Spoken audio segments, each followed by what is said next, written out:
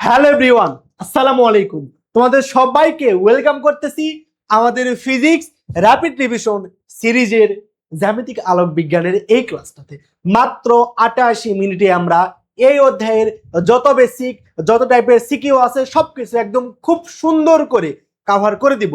So তোমার সামনে যদি কোনো এক্সাম থাকে বা তুমি অনেক আগে এই চ্যাপ্টারটা পড়ছো, শর্ট টাইমের মধ্যে রিভিশন করতে চাচ্ছ, তাহলে এই ক্লাসটা তোমার জন্য একদম পারফেক্ট চয়েস হবে। কেমন? তাহলে চলো আমরা কথা না বাড়িয়ে শুরু করি। ওকে, প্রথমে আমরা দেখবো যে আলোর একটা বৃহৎ তলের উপর আপতিত হইলে আলোর কি কি ঘটনা ঘটতে পারে। আলো যদি কোনো বৃহৎ তলের উপর আপতিত হয় তবে আলো বৃহৎ তলে বাধা পেয়ে ফিরে যাইতে পারে। আবার আলো ওই মাধ্যমটা বৃহৎ তল ভেদ করে আরেকটা মাধ্যমে প্রবেশ করতে পারে।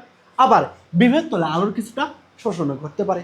বুঝলাম, এটা বৃহৎ তলের উপর যেটা লম্ব তাকে বলবো অভিলম্ব। আমরা আলোর প্রতিফলন প্রতিসরণে এইটাই নিয়ে মূলত এই অধ্যায়ে আমরা পড়াশোনা করব। ওকে ফাইন, তাহলে প্রথমে দেখবো যে আলোর প্রতিফলন। তাহলে প্রতিফলনটা কি? আলো কোনো বৃহৎ তলে বাধা পেয়ে যদি ওই মাধ্যমে আবার ফিরে আসে তবে তাকে বলবো কি?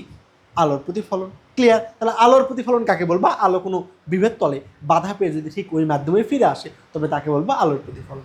আলোর প্রতিফলনের দুইটা সূত্র আছে। প্রথম সূত্র বলে আপতন কোণ এবং প্রতিফলন কোণের পরিমাণ কি হবে? সমান হবে। আলো অবিলম্বের সাথে যেই কোণে আপতিত হয় সেটা আমাদের আপতন কোণ, এবং বৃহৎ তলে বাধা পেয়ে অবিলম্বের সাথে যেই কোণে বের হয়ে যায় সেটা আমাদের কি বলতো? প্রতিফলন কোণ। সো আমাদের প্রতিফলনের প্রথম সূত্র বলে এই আপতন কোণ মানে যেই কোণে আলো আপতিত হবে ঠিক সেম কোণেই বের হয়ে যাবে। সো আপতন কোণ এবং প্রতিফলন কোণের পরিমাণ সমান হবে। বুঝলাম? প্রতিফলনের সেকেন্ড ল বলে যে আমাদের এই আপতিত রশ্মি, এটা আপতিত রশ্মি, এইটা প্রতিফলিত রশ্মি এবং অভিলম্ব তিনটা আমাদের কি থাকবে? একই সমতলে অবস্থান করবে। আপতিত রশ্মি, প্রতিফলিত রশ্মি, অবিলম্ব তিনটা একই সমতলে অবস্থান করবে। তাহলে এটা বুঝছি না? আশা করি বুঝছি। তাহলে এবার আমরা দেখবো, আসো যে আলোর প্রতিসরণ মূলত আমরা দেখবো। প্রতিসরণটা কি? আলো যখন একটা মাধ্যম থেকে আরেকটা মাধ্যমে প্রবেশ করে তখন তাকে আমরা বলি আলোর প্রতিসরণ। কেমন? আলোর প্রতিসরণ, মনে করো তুমি এই গ্লাসের উপর থেকে কি ধরছো বলো তো? একটা লেজার লাইট ধরছো, তা আলোটা কি তোমার সোজা যাওয়ার কথা ছিল না? আলোটা কি এরকম যেভাবে যেই কোণে ধরছে ঠিক সেই কোণে যাওয়ার কথা ছিল, কিন্তু ওই কোণে না গিয়ে আলোটা একটু বেঁকে যায়, সেইকে আমরা বলি কি? আলোর প্রতিসরণ। কেমন? এটা আমরা দেখবো। ওকে, তাহলে আলোর প্রতিসরণ নেই মূলত এই অধ্যায়ে খুব বেশি পড়াশোনা, সে প্রতিসরণটা খুব ভালো করে বুঝতে হবে। তাহলে আলোর প্রতিসরণ কাকে বলবা? যে আলো এক মাধ্যম থেকে আরেক মাধ্যমে যাবার সময় এই বিভেদ তলে কি হয়? কিছুটা তার দিক পরিবর্তন করে। তো আলোর এই দিক পরিবর্তনের যে ঘটনা তাকে আমরা বলবো কি? প্রতিসরণ। বুঝলা?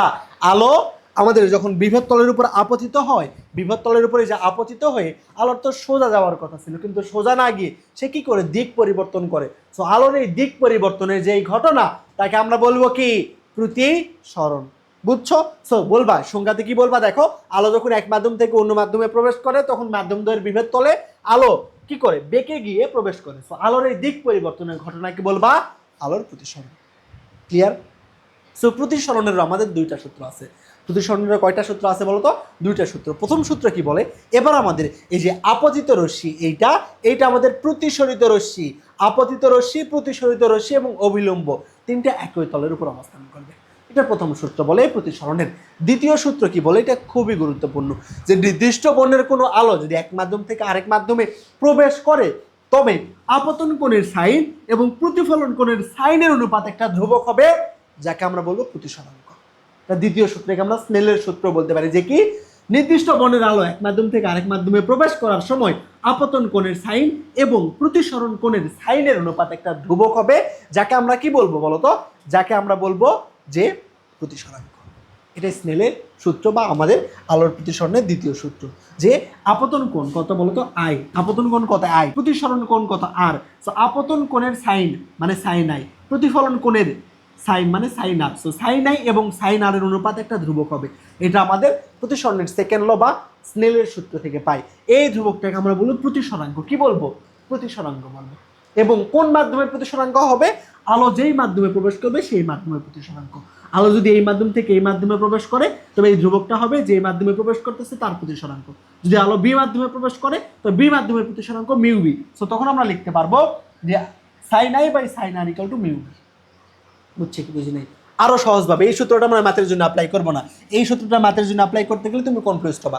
আমরা স্নেলের যে সাধারণ সূত্রটা আছে সেটা অ্যাপ্লাই করব। সেটা কি? যে আমরা যেই মাধ্যমের কোণ ওই মাধ্যমের প্রতিসরাঙ্ক, যেই মাধ্যমের কোণ ওই মাধ্যমের প্রতিসরাঙ্ক। এটা মনে করো এ মাধ্যম, এ মাধ্যমের প্রতিসরাঙ্ক কত মিউ এ, এ মাধ্যমের কোণ কি আই, তাই না? তাহলে আমরা লিখতে পারবো mu A into sine I equal to, আলো যখন দ্বিতীয় মাধ্যমে আসতেছে এই মাধ্যমের প্রতিসরাঙ্কটা কি মিউ বি, মাধ্যমটা বি, বি মাধ্যমের প্রতিসরাঙ্ক মিউ বি, মিউ বি এর ওই মাধ্যমের কোণটা কত আর, আমরা লিখতে পারবো mu B into sine I, অর্থাৎ যেই মাধ্যম ওই মাধ্যমের প্রতিসরাঙ্ক ইন্টু ওই মাধ্যমের কোণ, এই মাধ্যমের কোণ আই, এই মাধ্যমের প্রতিসরাঙ্ক mu A, so mu A into sine I equal to লিখতে পারবো এই মাধ্যমের প্রতিসরাঙ্ক মিউ বি ইন্টু এই মাধ্যমের কোণ আর, মিউ বি ইন্টু সাইন আর। আশা করি বুঝছো। তাহলে আমরা দেখলাম যে প্রতিসরাঙ্ক কি, যে নির্দিষ্ট বর্ণের আলো যখন এক মাধ্যম থেকে আরেক মাধ্যমে যায় তখন তাদের আপতন কোণ এবং প্রতিসরণের অনুপাত একটা ধ্রুবক, যাকে আমরা কি বলি বলতো, প্রতিসরাঙ্ক বলি। তো এই প্রতিসরাঙ্ককে আমরা দুই ভাগে ভাগ করতে পারি। কয় ভাগে? দুই ভাগে। একটা হচ্ছে আপেক্ষিক প্রতিসরাঙ্ক, আরটা কি বলতো, পরম প্রতিসরাঙ্ক। আপেক্ষিক প্রতিসরাঙ্ক কি, যে আলো যখন এক মাধ্যমের সাপেক্ষে আরেক মাধ্যমে যায়, এক মাধ্যমের সাপেক্ষে আরেক মাধ্যমের প্রতিসরাঙ্ককে আমরা বলবো কি, আপেক্ষিক প্রতিসরাঙ্ক। যেমন যদি বলি A mu B, A mu B মানে বুঝাবে এ মাধ্যমের সাপেক্ষে বি মাধ্যমের প্রতিসরাঙ্ক। আবার যদি বলি পরম প্রতিসরাঙ্কটা কি, যে শূন্য মাধ্যমের সাপেক্ষে কোনো মাধ্যমের প্রতিসরাঙ্ককে বলবো কি, পরম প্রতিসরাঙ্ক। শূন্য মাধ্যমের সাপেক্ষে কোনো মাধ্যমের প্রতিসরাঙ্ককে বলা হয় পরম প্রতিসরাঙ্ক। বুঝছো? পরম প্রতিসরাঙ্ক মানে শূন্য মাধ্যমের সাপেক্ষে অন্য একটা মাধ্যমের প্রতিসরাঙ্ক। আর আমাদের আপেক্ষিক প্রতিসরাঙ্ক মানে যে একটা মাধ্যম যে কোনো মাধ্যমের সাপেক্ষে অপর কোনো মাধ্যমের প্রতিসরাঙ্ককে বলবো আমরা আপেক্ষিক প্রতিসরাঙ্ক। তাহলে প্রতিসরাঙ্ক বিষয়টা কি দেখো, মনে করো এটা একটা এ মাধ্যম, বাতাস এয়ার এ মাধ্যম, এটা বি মাধ্যম, মনে করো পানি, আলো এ মাধ্যম থেকে বি মাধ্যমে আসতেছে, তাই না? এ মাধ্যমের প্রতিসরাঙ্ক মিউ এ, বি মাধ্যমের প্রতিসরাঙ্ক মিউ বি। সো আলোটার এরকম সোজা আসার কথা ছিল, কিন্তু সোজা না এসে সে অবিলম্বের দিকে বেঁকে আসছে, তাই না? এর কারণটা কি? এর কারণ আমাদের প্রতিসরাঙ্ক। মনে রাখবা, যেই মাধ্যমের ঘনত্ব বেশি সেই মাধ্যমের প্রতিসরাঙ্ক বেশি। কি বলছি? যেই মাধ্যমের ঘনত্ব বেশি সেই মাধ্যমের প্রতিসরাঙ্ক বেশি। ঘন মাধ্যমের প্রতিসরাঙ্ক বেশি, হালকা মাধ্যমের প্রতিসরাঙ্ক কম। ক্লিয়ার? ঘন মাধ্যমের প্রতিসরাঙ্ক বেশি আর হালকা মাধ্যমের প্রতিসরাঙ্ক কি বলো, কম। ওকে। আর যে মাধ্যমের প্রতিসরাঙ্ক বেশি ওই মাধ্যমটা আলোকে কি করে অবিলম্বের কাছে নিয়ে আসতে পারে। বুঝলাম? যে মাধ্যমটা ঘন, ওর শক্তি বেশি, ওর প্রতিসরাঙ্ক বেশি, ও কি করবে, ও আলোকে নিজের কাছে টেনে নিবে। সো এই মাধ্যমের প্রতিসরাঙ্ক কম আর এই মাধ্যমের প্রতিসরাঙ্ক বেশি। এই জন্য আলো যখন এই মাধ্যম থেকে এই মাধ্যমে প্রবেশ করে তখন আলোকে সে কি করে অবিলম্বের কাছে টেনে নেয়, কারণ এর প্রতিসরাঙ্ক বেশি। সো যে মাধ্যমের প্রতিসরাঙ্ক বেশি সেই মাধ্যমে আলো কি করে অবিলম্বের কাছে থাকে, আর যে মাধ্যমের প্রতিসরাঙ্ক কম সেই মাধ্যমে আলো অবিলম্ব থেকে দূরে থাকে। বুঝছি কি বুঝিনি?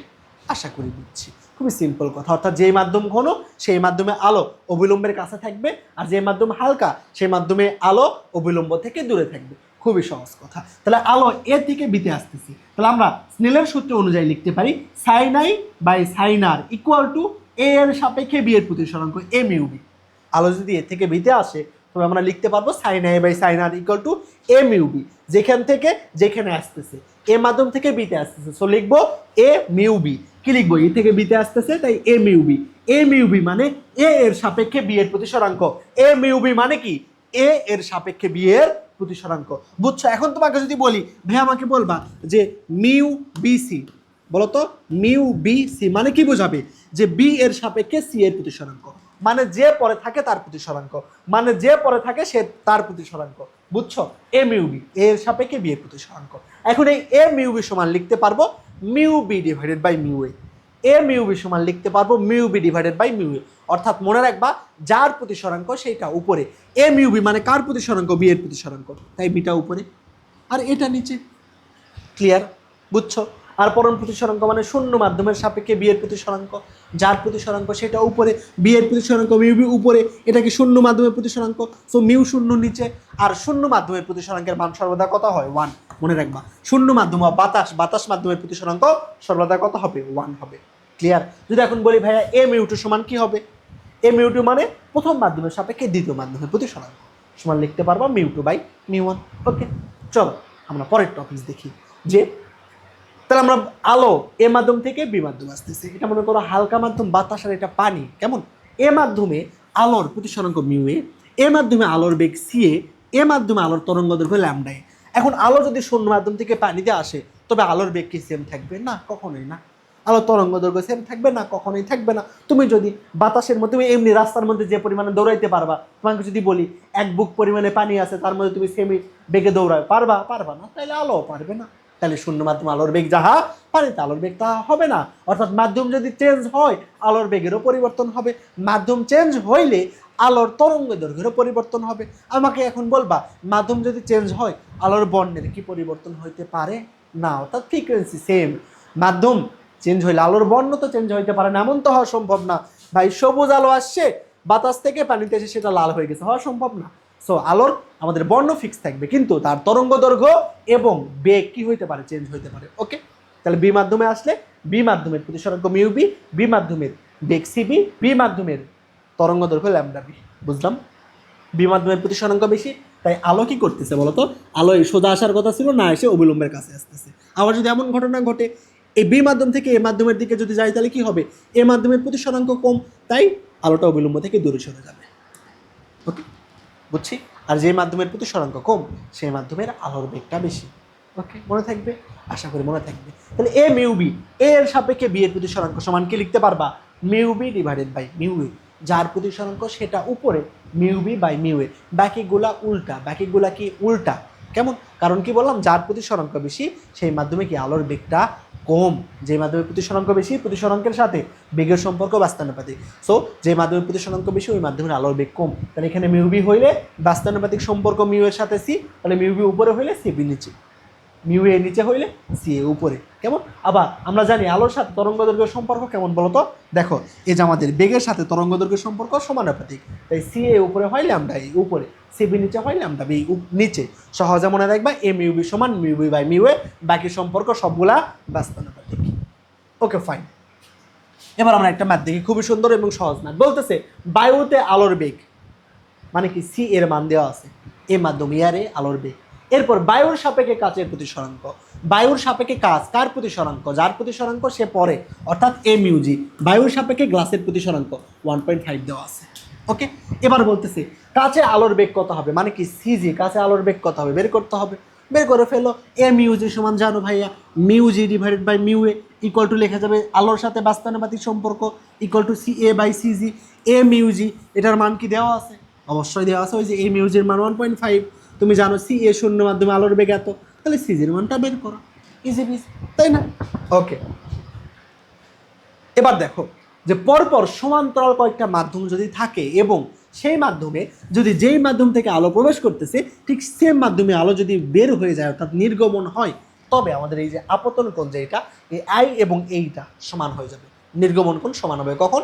পরপর সমান্তরাল কয়েকটা মাধ্যমে আলো অতিক্রম করার পর যেই মাধ্যম থেকে আলো আসতেছিল, মনে করো শূন্য মাধ্যম থেকে আলো আসতেছিল বি মাধ্যমে, বি থেকে সি, সি থেকে ডিতে আসছে, আসার পর ডি থেকে আবার কোথায় আসছে? এই যে শূন্য মাধ্যমে। সো যেই মাধ্যম থেকে আলো আসতেছে ওই মাধ্যমে যদি আলো আবার ফিরে আসে, তবে তাদের আপতন কোণ এবং নির্গমন কোণের পরিমাণ সমান হবে। শুধু তাই না, তাদের একটার সাপেক্ষে আরেকটার প্রতিসরাঙ্কের গুণফল হবে 1।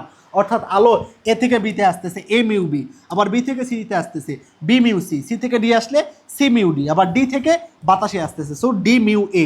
কি বলতো? ডি মিউ এ। এইরকম সবগুলার প্রতিসরাঙ্কের গুণফল হবে 1। পরপর সমান্তরাল কয়েকটা মাধ্যমে আলো যদি অতিক্রম করে, তবে আলো যেই মাধ্যম থেকে আসতেছে ওই মাধ্যমে যদি ফিরে যায়, তবে তাদের প্রতিসরাঙ্কের গুণফল হয় কত? 1। বুঝলাম? আলো এ থেকে বিতে আসতেছে এ মিউ বি, বি থেকে সিতে, সি থেকে ডিতে, ডি থেকে এতে ইকুয়াল টু কত? 1। এটা মুখস্থ রাখবা, এটা আমাদের এমসিকিউ এর জন্য খুবই সুন্দর কাজে দেয়। কেমন? বুঝলাম কীভাবে হয় দেখো। এ মিউ বি মানে কি? Mu B by mu A. B mu C মানে কি লেখা যায়? Mu C by mu B. C mu D মানে কি? Mu D by mu C. লিখে ফেলো, লিখে দেখো, উপর নিচে সব কাটো, আসে 1। সেই জন্যই আলো যেই মাধ্যম থেকে আসতেছে ওই মাধ্যমে যদি আবার ফিরে যায়, তবে তাদের একটার সাপেক্ষে আরেকটার প্রতিসরাঙ্কের গুণফল কি হবে? 1 হবে। এই ম্যাথটা দেখো, গুরুত্বপূর্ণ। বলতেছে কি পানির সাপেক্ষে কাচের প্রতিসরাঙ্ক 9/8, বায়ুর সাপেক্ষে কাচের প্রতিসরাঙ্ক 3/2 হলে বায়ুর সাপেক্ষে পানির প্রতিসরাঙ্ক কত? বুঝলাম? পানি থেকে কাচ, কাচ থেকে বায়ু, এমন তিনটা মাধ্যম দেওয়া আছে। তো তুমি তিনটা মাধ্যমকে পরপর লিখবা। এরকম যদি ম্যাথ হয় তুমি তিনটা মাধ্যমকে পরপর লিখবা। দেখো আমি বাতাস থেকে শুরু করলাম, বাতাস, পানি, গ্লাস। যেখানে শুরু করবো সেখানে শেষ করব। তুমি চাইলে পানি থেকেও শুরু করতে পারো, পানি, গ্লাস, বাতাস, আবার পানি, অর্থাৎ যেখান থেকে শুরু করবা সেখানে শেষ করতে হবে। যতগুলো মাধ্যম থাকবে সবগুলো মাধ্যম পরপর লিখবা। প্রশ্নে যতগুলো মাধ্যম থাকবে সেগুলো পরপর লিখবা, তাইলেই হবে। এবং যে মাধ্যম থেকে লেখা শুরু করছো সেটা শেষ করবা। ওকে, বুঝাইতে পারছি? তাহলে এখান থেকে আমরা লিখতে পারি আলো পরপর যদি কয়েকটা মাধ্যম অতিক্রম করার পর ওই মাধ্যমে ফিরে আসে তবে তাদের আপেক্ষিক প্রতিসরাঙ্কের মান কত হয়? 1। অর্থাৎ এ মিউ ডাব্লিউ গুণন ডাব্লিউ মিউ জি গুণন G mu A equal to 1। এই যে দেখো, এ mu W W mu G into G mu equal to 1 আমরা লিখতে পারি। এবার প্রশ্ন দেখবো কার কার মান দেওয়া আছে। পানির সাপেক্ষে কাজ মানে কি?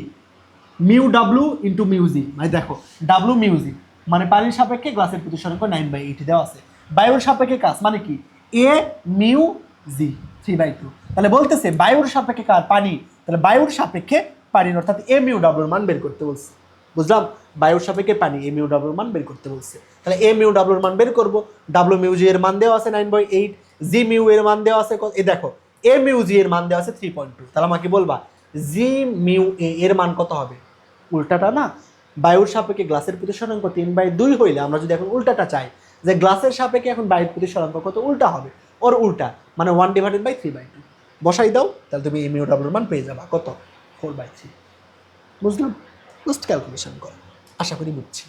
ওকে, চলো এবার আমরা পরের প্রশ্ন দেখি যে বিচ্যুতি কোণটা কি। বিচ্যুতি কোণ মানে আলোর আসলে যেখানে যাওয়ার কথা ছিল সেখানে না গিয়ে যত কোণে বেঁকে যায় সেটাই বিচ্যুতি। আলো দেখো এই যে এই বরাবর আসতেছে, আলোর কোথায় আসার কথা ছিল, কই গেল আমাদের? এই যে আলোর দেখো এই যে এই বরাবর আপতিত হচ্ছে, আলোর সোজা আসার কথা ছিল এই বরাবর, তাই না? আলো এই বরাবর না আসে একটু বেঁকে যায়, সো কতটুকু বেঁকে গেল এটাই বিচ্যুতি। বুঝলাম? হ্যাঁ, তাহলে আলোর এই বরাবর আসার কথা ছিল, এই বরাবর না এসে আলো এই বরাবর আসতেছে, তাহলে বেঁকে যাচ্ছে কতটুকু? এইটুকু, এটাই বিচ্যুতি। তাহলে এই বিচ্যুতির পরিমাণ কত হবে বলো তো? এইটা যদি আই হয় এবং এইটা যদি আই হয় তাহলে যেই দিক দিক বরাবর আসার কথা ছিল এই কোণটার কত হবে? আই হবে না? এই যে এই বরাবর দেখো এই কোণ আই হইলে এই কোণও আই হবে। সো এই কোণটা আই সম্পূর্ণ, এইটা আই, এইটুকুর পরিমাণ আর, তার আমরা বিচ্যুতি সমান বলতে পারবো আই মাইনাস আর। সো বিচ্যুতি ইকুয়াল টু আই মাইনাস আর। তাহলে একটা মান দেখো বুঝে ফেলবা যে কি বলতেছে। পানির প্রতিসরাঙ্ক দেওয়া আছে, কাচেরও প্রতিসরাঙ্ক দেওয়া আছে। Okay fine. পানিতে 15 ডিগ্রি কোণে আলো আপতিত হইলে বিচ্যুতি কোণ কত? মানে আপতন কোণ দেওয়া আছে 15, এর বিচ্যুতি কোণের পরিমাণ কত সেটা বের করতে হবে। বিচ্যুতি কোণের পরিমাণ কি করতে হবে? বের করতে হবে। তাইলে করে ফেলো। দেখো যে আলো কি করতেছে, গ্লাস থেকে কোথায় আসতেছে? পানিতে আসতেছে। গ্লাসটার মাধ্যমটা কি দেখো, গ্লাসের প্রতিসরাঙ্ক 1.5 আর পানির প্রতিসরাঙ্ক 1.33। তার মানে প্রতিসরাঙ্ক কার বেশি? গ্লাস। তার মানে ঘন মাধ্যম থেকে আলো কোথায় আসতেছে? হালকা মাধ্যমে। ঘন মাধ্যম থেকে আলো হালকা মাধ্যমে আসলে অবিলম্ব থেকে দূরে সরে যাবে। দেখো এটা ঘনমান, এটা কি ঘন মাধ্যম? ঘন মাধ্যমে আলো অবিলম্বের কাছে থাকে, আর যখন আলো হালকা মাধ্যমে আসবে তখন অবিলম্ব থেকে দূরে সরে যাবে। বুঝলাম? আশা করি বুঝছি। সর্বদা যে কাছে আসবে এমন না, দূরেও সরে যাইতে পারে, কারণ নিচের মাধ্যমটা হালকা, হালকা মাধ্যমে আলো দূরে সরে যায়। সো আলো এই কোণ আপতিত হয়ে এই বরাবর বের হয়ে যাবে। কিন্তু আলোর আসলে আসার কথা ছিল কোন বরাবর বলো তো? এই যে এই বরাবর। আলোর এই বরাবর আসার কথা ছিল, সোজা এই বরাবর আসার কথা ছিল, কিন্তু হালকা মাধ্যমে আসার জন্য আলোটা দূরে সরে গেছে। কতটুকু দূরে সরে গেল সেটা আমাদের বিচ্যুতি কোণ। এখানে বিচ্যুতি কোণ কত হবে? তাইলে এই কোণটা যদি আই হয় তাহলে এই কোণটাও আই, তাই না? আমাদের বিচ্যুতি কোণ কতটুকু? এইটুকু। তাহলে এইটা বের করো কত? এই সম্পূর্ণ এইটুকু আর, এইটুকু আর, আর মাইনাস আই মানে বিচ্যুতি কোণ। আর মাইনাস আই মানে বিচ্যুতি কোণ। বুঝলা? এর আগেরটাতে দেখতেছিলাম আই মাইনাস আর, কারণ ওইটা হালকা থেকে ঘনতে আসতেছে, এখানে ঘন থেকে হালকা, মানে উল্টাটা হবে। মনে রাখতে পারো সহজে, সর্বদা বড় থেকে ছোটটা বাদ দেবো, সেটা বিচ্যুতি পাবো। ওকে, তাহলে আমরা আয়ের মান দেওয়া আছে, আর এর মানটা বের করবো। কার মান? আর এর মানটা বের করবো। কেমনে করবা? স্নেলের সূত্র দ্বারা। এই মাধ্যমের প্রতিসরাঙ্ক মিউজি, এই মাধ্যমের কোণ 15, so mu G into sine 15 equal to এই মাধ্যমের প্রতিসরাঙ্ক মিউ ডাব্লু, এই মাধ্যমের কোণ R, so mu W into sine R. Mu ডাব্লুর মান 4/3, সব কিছুর মান দেওয়া আছে। তাহলে আর এর মানটা আমরা বের করলাম 16.92। আমার বিচ্যুতি জানতে হবে, বিচ্যুতি মানে কত? বড় মাইনাস ছোট। সো আর এর মান পাইলাম 16, আর এর মান পাইলাম 15। 16 থেকে 15 বাদ দাও, বিচ্যুতির পরিমাণ বের হয়ে আসবে। ওকে, বুঝছি। এবার আসো যে সংকট কোণটা কি। আমরা জানি আলো ঘন মাধ্যম থেকে হালকা মাধ্যমে যাওয়ার সময় আপতন কোণের যে মানের জন্য আমাদের এই যে প্রতিসরণ কোণটা 90 ডিগ্রি হয় বা বিভেদ তল ঘেঁষে যায় তাকে আমরা বলি কি? সংকট কোণ। বুঝলাম? আলো ঘন মাধ্যম থেকে হালকা মাধ্যমে যাচ্ছে, মনে করো এই বরাবর আলো গেলে এই বরাবর বের হয়ে যায়। আবার আমরা যদি আপতন কোণ একটু বাড়াই তাহলে আলো কি করবে? আরও কাছে আসবে। আরও যদি বাড়াই আলো কিন্তু আরও কাছে আসবে, তাই না? এই যে দেখো, ভালো করে বোঝো, আলো এই মাধ্যমে গেল, এই দিক দিয়ে বের হয়ে গেল, আবার এই বরাবর দিলা, আপতন কোণ বাড়াইলা, তাহলে কি হবে বলো তো? আমাদের এই প্রতিসরণ কোণের পরিমাণও বেড়ে যাবে আস্তে আস্তে। এমন পরিমাণে বাড়াইলা যে পরিমাণে বাড়াইলে তোমার এই প্রতিসরণ কোণটা এই যে অবিলম্ব বরাবর যাবে, সেই কোণটাকে তুমি বলবা কি? সেই কোণটাকে বলবা সংকট কোণ। অর্থাৎ আপতন কোণের এই যে আপতন কোণের যে মানের জন্য আমাদের প্রতিসরণ কোণটা এই যে অবিলম্ব বরাবর ঘেঁষে যায়, আপতন কোণের যে মানের জন্য প্রতিসরণ কোণ অবিলম্ব বরাবর ঘেঁষে যায় সেই কোণটাকে আমরা বলি কি সংকট কোণ। বুঝছো? আর সংকট কোণের চেয়ে যদি বেশি কোণে আলো আপতিত করি তাহলে কি হবে? এটা সংকট কোণ। এর যে বেশি কোণে আপতিত যদি করি আলো, তো বেশি আলোটা ঠিক আগের মাধ্যমে ফিরে আসবে। বুঝছো? এটা আমাদের আলোর পূর্ণ অভ্যন্তরণ। ওকে, আমাদের সংকট কোণের চেয়ে বেশি কোণে আপতিত করলে আলো ঠিক আগের মাধ্যমে ফিরে আসে, যাকে আমরা বলি আলোর পূর্ণ অভ্যন্তরণ কি প্রতিফলন। বুঝলাম? আশা করি বুঝছি। তাহলে এই সংকট কোণ নির্ণয় সূত্র sine theta C equal to 1/μ। Sine theta C equal to 1/μ। পরীক্ষার সময় অনেক সময় গিয়ে কনফিউজড হয়ে যায় কোনটা মিউ আর কোনটা 1/μ। মনে রাখবো sine theta C equal to ছোট প্রতিসরাঙ্ক ডিভাইডেড বাই বড় প্রতিসরাঙ্ক। কি? Sine theta C equal to ছোট প্রতিসরাঙ্ক ডিভাইডেড বাই বড় প্রতিসরাঙ্ক। যদি একটা প্রতিসরাঙ্কের মান দেওয়া থাকে তবে আরেকটা প্রতিসরাঙ্কের মান ধরবো 1। Sine theta C equal to ছোট প্রতিসরাঙ্ক ডিভাইডেড বাই বড় প্রতিসরাঙ্ক। প্রশ্ন বলতেছে কাচের সংকট কোণ 42 বলতে কি বোঝায়? যে কাচ যদি আমাদের আলো যদি কাচ মাধ্যম থেকে অন্য হালকা মাধ্যমে যায় তবে আমাদের আপতন কোণের 42 ডিগ্রির জন্য আমাদের প্রতিসরণ কোণ অবিলম্বের সাথে 90 ডিগ্রি হবে বা বিভব তল ঘেঁষে যাবে। একেই বলা হয় সংকট কোণ। এই যে দেখো পরের মাত্রে বলতেছে কাচের সংকট কোণ কত বের করো। কাচের প্রতিসরণ দেওয়া আছে, সংকট কোণ বের করতে হবে। আমরা জানি সংকট কোণ ইকুয়াল টু সাইন ইনভার্স বড় বাই ছোট। এখন বড় কোথায় ছোট কোথায় বলো তো? দেখো কত মান আছে 3/2। উপরে কি প্রয়োজন? ছোট। তার মানে উপরে কাকে দিবা? 2, নিচে দিবা 3। তাহলে হবে 41। আরও সহজ উপায়, যেখানে একটা ভ্যালিড মান আসতে হবে। সঠিক অ্যান্সার আসলে তোমার অ্যান্সার, নাইলে হবে না। তুমি ক্যালকুলেটারে যদি 3/2 বসে দাও, দেখো ক্যালকুলেটার তোমাকে অ্যান্সার দিতে পারবে না, কারণ সাইনের মান 1-এর চেয়ে ছোট হতে হবে। বুঝছো? হ্যাঁ, তার মানে উপরে ছোট নিচে বড়। অর্থাৎ সাইন ইনভার্স, সাইনের মান তো আমরা জানি -1 থেকে +1 মধ্যে, অর্থাৎ 1-এর চেয়ে ছোট হতে হবে। তুমি যদি উপরে বড় দাও নিচে ছোট দাও তবে 1-এর চেয়ে বড় পাবা। 1-এর চেয়ে বড়োর জন্য তো সাইন ভ্যালিড দেয় না মান, এই জন্য উপরে ছোট নিচে বড়। এই জন্য তো উপরে ছোট নিচে বড়। বুঝলাম? তাহলে চলো আমরা পরের কোশ্চেন দেখি। পুকুরের পানির ভিতরে মাছকে প্রকৃত অবস্থানে না দেখে আমরা কিছুটা উপরে দেখি, এর কারণ কি ব্যাখ্যা করো বলো তো? তুমি কখনো দেখছো বড় বালতির মধ্যে বা তুমি গ্লাসের মধ্যে একটা কয়েন ফালাই দিবা, দেখবা কয়েনটাকে তুমি একটু উপরে দেখতেছো, এর কারণটা কি? এর কারণে আলোর প্রতিসরণ। প্রতিসরণ কিভাবে দেখো? যে মনে করো এখানে একটা মাছ আছে, এখানে মাছ আছে, মাছ থেকে আলো এখানে বিভব তলে পড়বে, পড়ে তোমার চোখে যাবে, চোখে গিয়ে পড়বে, তুমি মাছটাকে দেখতে পাবা। কিন্তু তুমি এইখানে দেখে বসে এখন চিন্তা করবা যে না, আলো তো কি করবা, সোজা বরাবর আসবে, আলো তো বেঁকে আসবে না। তুমি তো বুঝবা না যে আলো তোমার কাছে বেঁকে আসছে। তুমি মনে করবা কি যে আলো একদম এই যে সোজা তোমার চোখে গিয়ে পড়ছে। আলো কি করছে? সোজা একদম তোমার চোখে গিয়ে পড়ছে। তাই যেহেতু সোজা আসতেছে তাই মনে করবা তুমি মাছটা এখানে আছে। মাছটা কোথায় আছে? এখানে। তো কারণ তুমি বুঝবা যে আলো তোমার সোজা চোখে এসে পড়তেছে, কিন্তু তোমার আলো তো আসলে সোজা চোখে পড়ে নাই। আলো কি করতেছে? একটু বাঁকা অবস্থানে থেকে তোমার চোখে পড়তেছিল, তাই না? আলো বাঁকা হয়ে গিয়ে তোমার চোখে পড়ছে, কিন্তু তুমি কি বুঝবা? যে তুমি বুঝবা আলো একদম সোজা এই যে এই বরাবর গিয়ে তোমার চোখে পড়তেছে, কিন্তু আসলে আলো তো এই বরাবর যায় নাই। আলো কোন বরাবর গেছে? এই যে নিচে থেকে একটু বেঁকে গেছে তোমার কাছে। তো তুমি যেহেতু বুঝবা আলো তোমার কাছে সোজা গেছে, তাই মাছটা ছিল আসলে এইখানে, এখানে না দেখে তুমি বুঝবা মাছটাও আছে উপরে। বুঝলাম? বুঝছি কি বুঝে নাই বলো? যে আলোর প্রতিসরণের জন্য আলো ঘন মাধ্যম থেকে হালকা মাধ্যমে যাওয়ার সময় একটু বেঁকে যায়, কিন্তু আমরা যখন চোখ দ্বারা দেখি তখন আমাদের মনে হয় যে আলো একদম সোজা আসতেছে, অর্থাৎ মাছটা আমাদের একদম সোজা আছে। এইটা দেখবো সোজা আছে দেখা মানে কি? যে মাছটা আসলে ছিল প্রকৃত অবস্থার নিচে, কিন্তু আমরা দেখবো যেহেতু সোজা, তাই দেখবে একটু উপরে আসে। বুঝলাম? এই জন্য এই মাছটাকে আমরা একটু উপরে দেখি। ক্লিয়ার? বুঝছো? আলো বেঁকে যায় কিন্তু আমরা দেখবো আলো আসলে না সোজা আসছে। সোজা আসছে মানে মাছটা আসলে উপরে আসে, সেই জন্য মাছটাকে আমরা প্রকৃত অবস্থান থেকে কি দেখি? একটু উপরে দেখি। সেমভাবে টাকার জন্য টাকা আসলে নিচে থাকে, টাকাটা কি করে? একটু উপরে উঠে যায়। কারণ আমরা মনে করি যে আসলে টাকা কি করতেছে? আলো সোজা আসতেছে, কিন্তু সোজা তো আসে নাই। ঘন মাধ্যম থেকে হালকা মাধ্যমে যখন আলো যাবে সোজা যাবে না, একটু বেঁকে যাবে। বুঝলাম? বেঁকে যাবে একটু। এই জন্য যেহেতু বেঁকে যায়, এটা না ধরে আমরা সোজা ধরে আলো আসতেছে, এই জন্য বস্তুটাকে একটু উপরে দেখি। সেটা আমাদের এটাকে বলা হয় আপতঃসরণ। বুঝছো? আলোর প্রতিসরণের জন্য আমরা এই পুকুরের নিচে মাছ বা এই যে টাকাকে আমরা একটু উপরে দেখি। সো এইখানে আমাদের মনে রাখবা যে ইউ নির্ণয়ের সূত্র প্রকৃত বাই আপাত। কি বলতো? মিউ প্রতিসরাঙ্ক ইকুয়াল টু প্রকৃত বাই আপাত। প্রতিসরাঙ্ক যখন এক মাধ্যম থেকে আরেক মাধ্যমে যায় তখন প্রতিসরাঙ্ক মিউ ইকুয়াল টু কি? প্রকৃত বাই আপাত। অর্থাৎ প্রকৃতপক্ষে দূরত্ব যেটা ছিল ইকুয়াল টু ডিভাইডেড বাই তুমি যেই দূরত্বটা দেখতেছো সেটা আপাত দূরত্ব। বুঝলাম? তুমি টাকাটাকে যে উপরে দেখলা এটা আপাত দূরত্ব, আর প্রকৃত দূরত্ব আসলে নিচে ছিল, টাকা এখানে ছিল, এইটুকু যে দূরত্ব এটা প্রকৃত, তুমি দেখতেছো উপরে, সো তোমার দূরত্বটা আপাত। সো মিউ ইকুয়াল টু প্রকৃত বাই আপাত। মনে রাখবা সূত্রটা এমসিকিউ এর জন্য কাজে দেবে। ওকে, ফার্মাটের নীতি। ফার্মাটের নীতি কি বলে? আলো প্রতিফলন বা প্রতিসরণের সময় এক বিন্দু থেকে অপর বিন্দুতে বা যাওয়ার সময় সে ন্যূনতম আলোকীয় পথটা চুজ করে। কি করে আলো? ন্যূনতম আলোকীয় পথটা চুজ করে। বুঝলাম, এটাই ফার্মাটের নীতি। এই ফার্মাটের নীতির সাহায্যে আমরা কি করতে পারি? তিনটা কাজ করতে পারি। আলোর প্রতিফলনের সূত্রগুলো ব্যাখ্যা করতে পারি, প্রতিসরণের সূত্রগুলো ব্যাখ্যা করতে পারি, একই সাথে আলোর সরল রৈখিক গতির প্রমাণটাও করতে পারি। ফার্মাটের নীতির দ্বারা পরীক্ষায় আসে। ফার্মাটের নীতির দ্বারা আমরা কি কি ব্যাখ্যা করতে পারি। ওকে, আর আলোকীয় পথটা কি? যে আলো মনে করো শূন্য মাধ্যমে, আলো কোনো মাধ্যমে, এটা মনে করো পানি, আলো টি সময়ে পানির মধ্যে যেটুকু দূরত্ব অতিক্রম করবে, নির্দিষ্ট এই সময় যদি আলো শূন্য মাধ্যমে যেটুকু দূরত্ব অতিক্রম করতো, সেই শূন্য মাধ্যমের দূরত্বকে আমরা বলতাম আলোকীয় পথ। অর্থাৎ আলো শূন্য মাধ্যমে একটা নির্দিষ্ট সময় যেটুকু দূরত্ব অতিক্রম করে অন্য মাধ্যমের তুলনায়, সেটা আমাদের এক আলোকীয় পথ। বুঝলাম? তো আলোকীয় পথ ইকুয়াল টু আমাদের প্রতিসরাঙ্ক ইন্টু দূরত্ব, মিউ ইন্টু এল, আলোকীয় পথ। চলো এবার আমরা দেখব প্রিজম। প্রিজমটা খুবই খুবই বেশি গুরুত্বপূর্ণ। প্রিজম দেখছো কখনো বলো তো? হ্যাঁ, আশা করি দেখছো সবাই।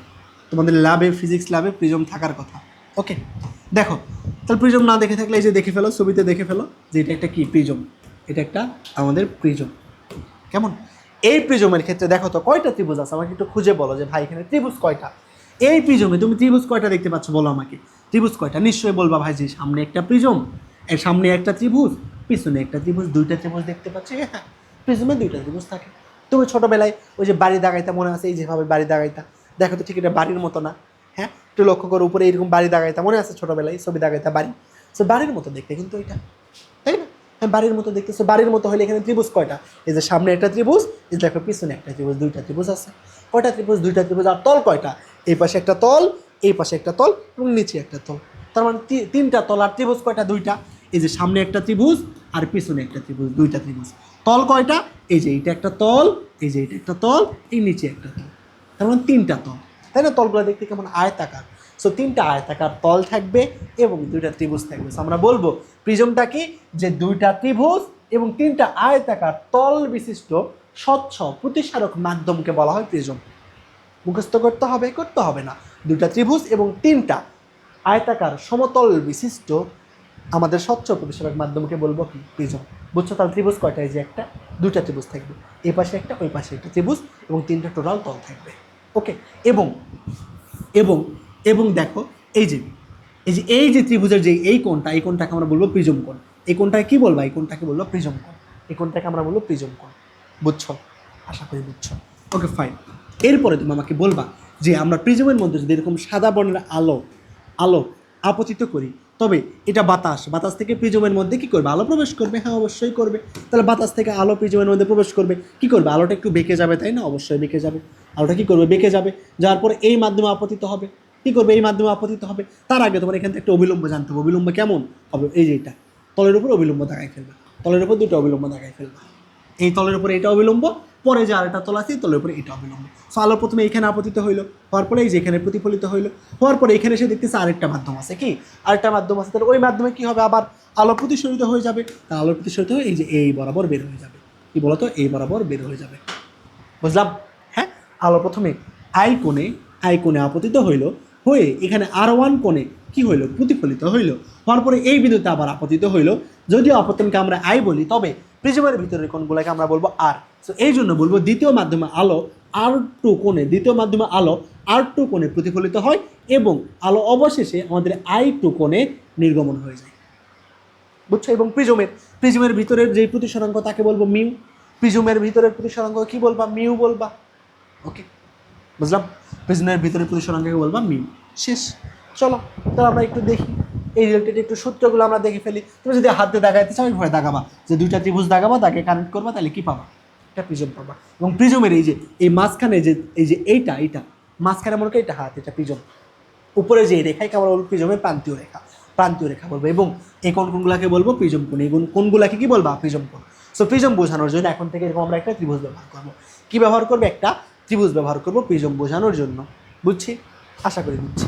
ওকে, ফাইন। তাহলে চলো আমরা যদি বুঝে থাকি, তাহলে এবার আমরা একটু দেখে ফেলি, কিছু সূত্র একটু আমরা দেখে ফেলি যে কোনটা কি।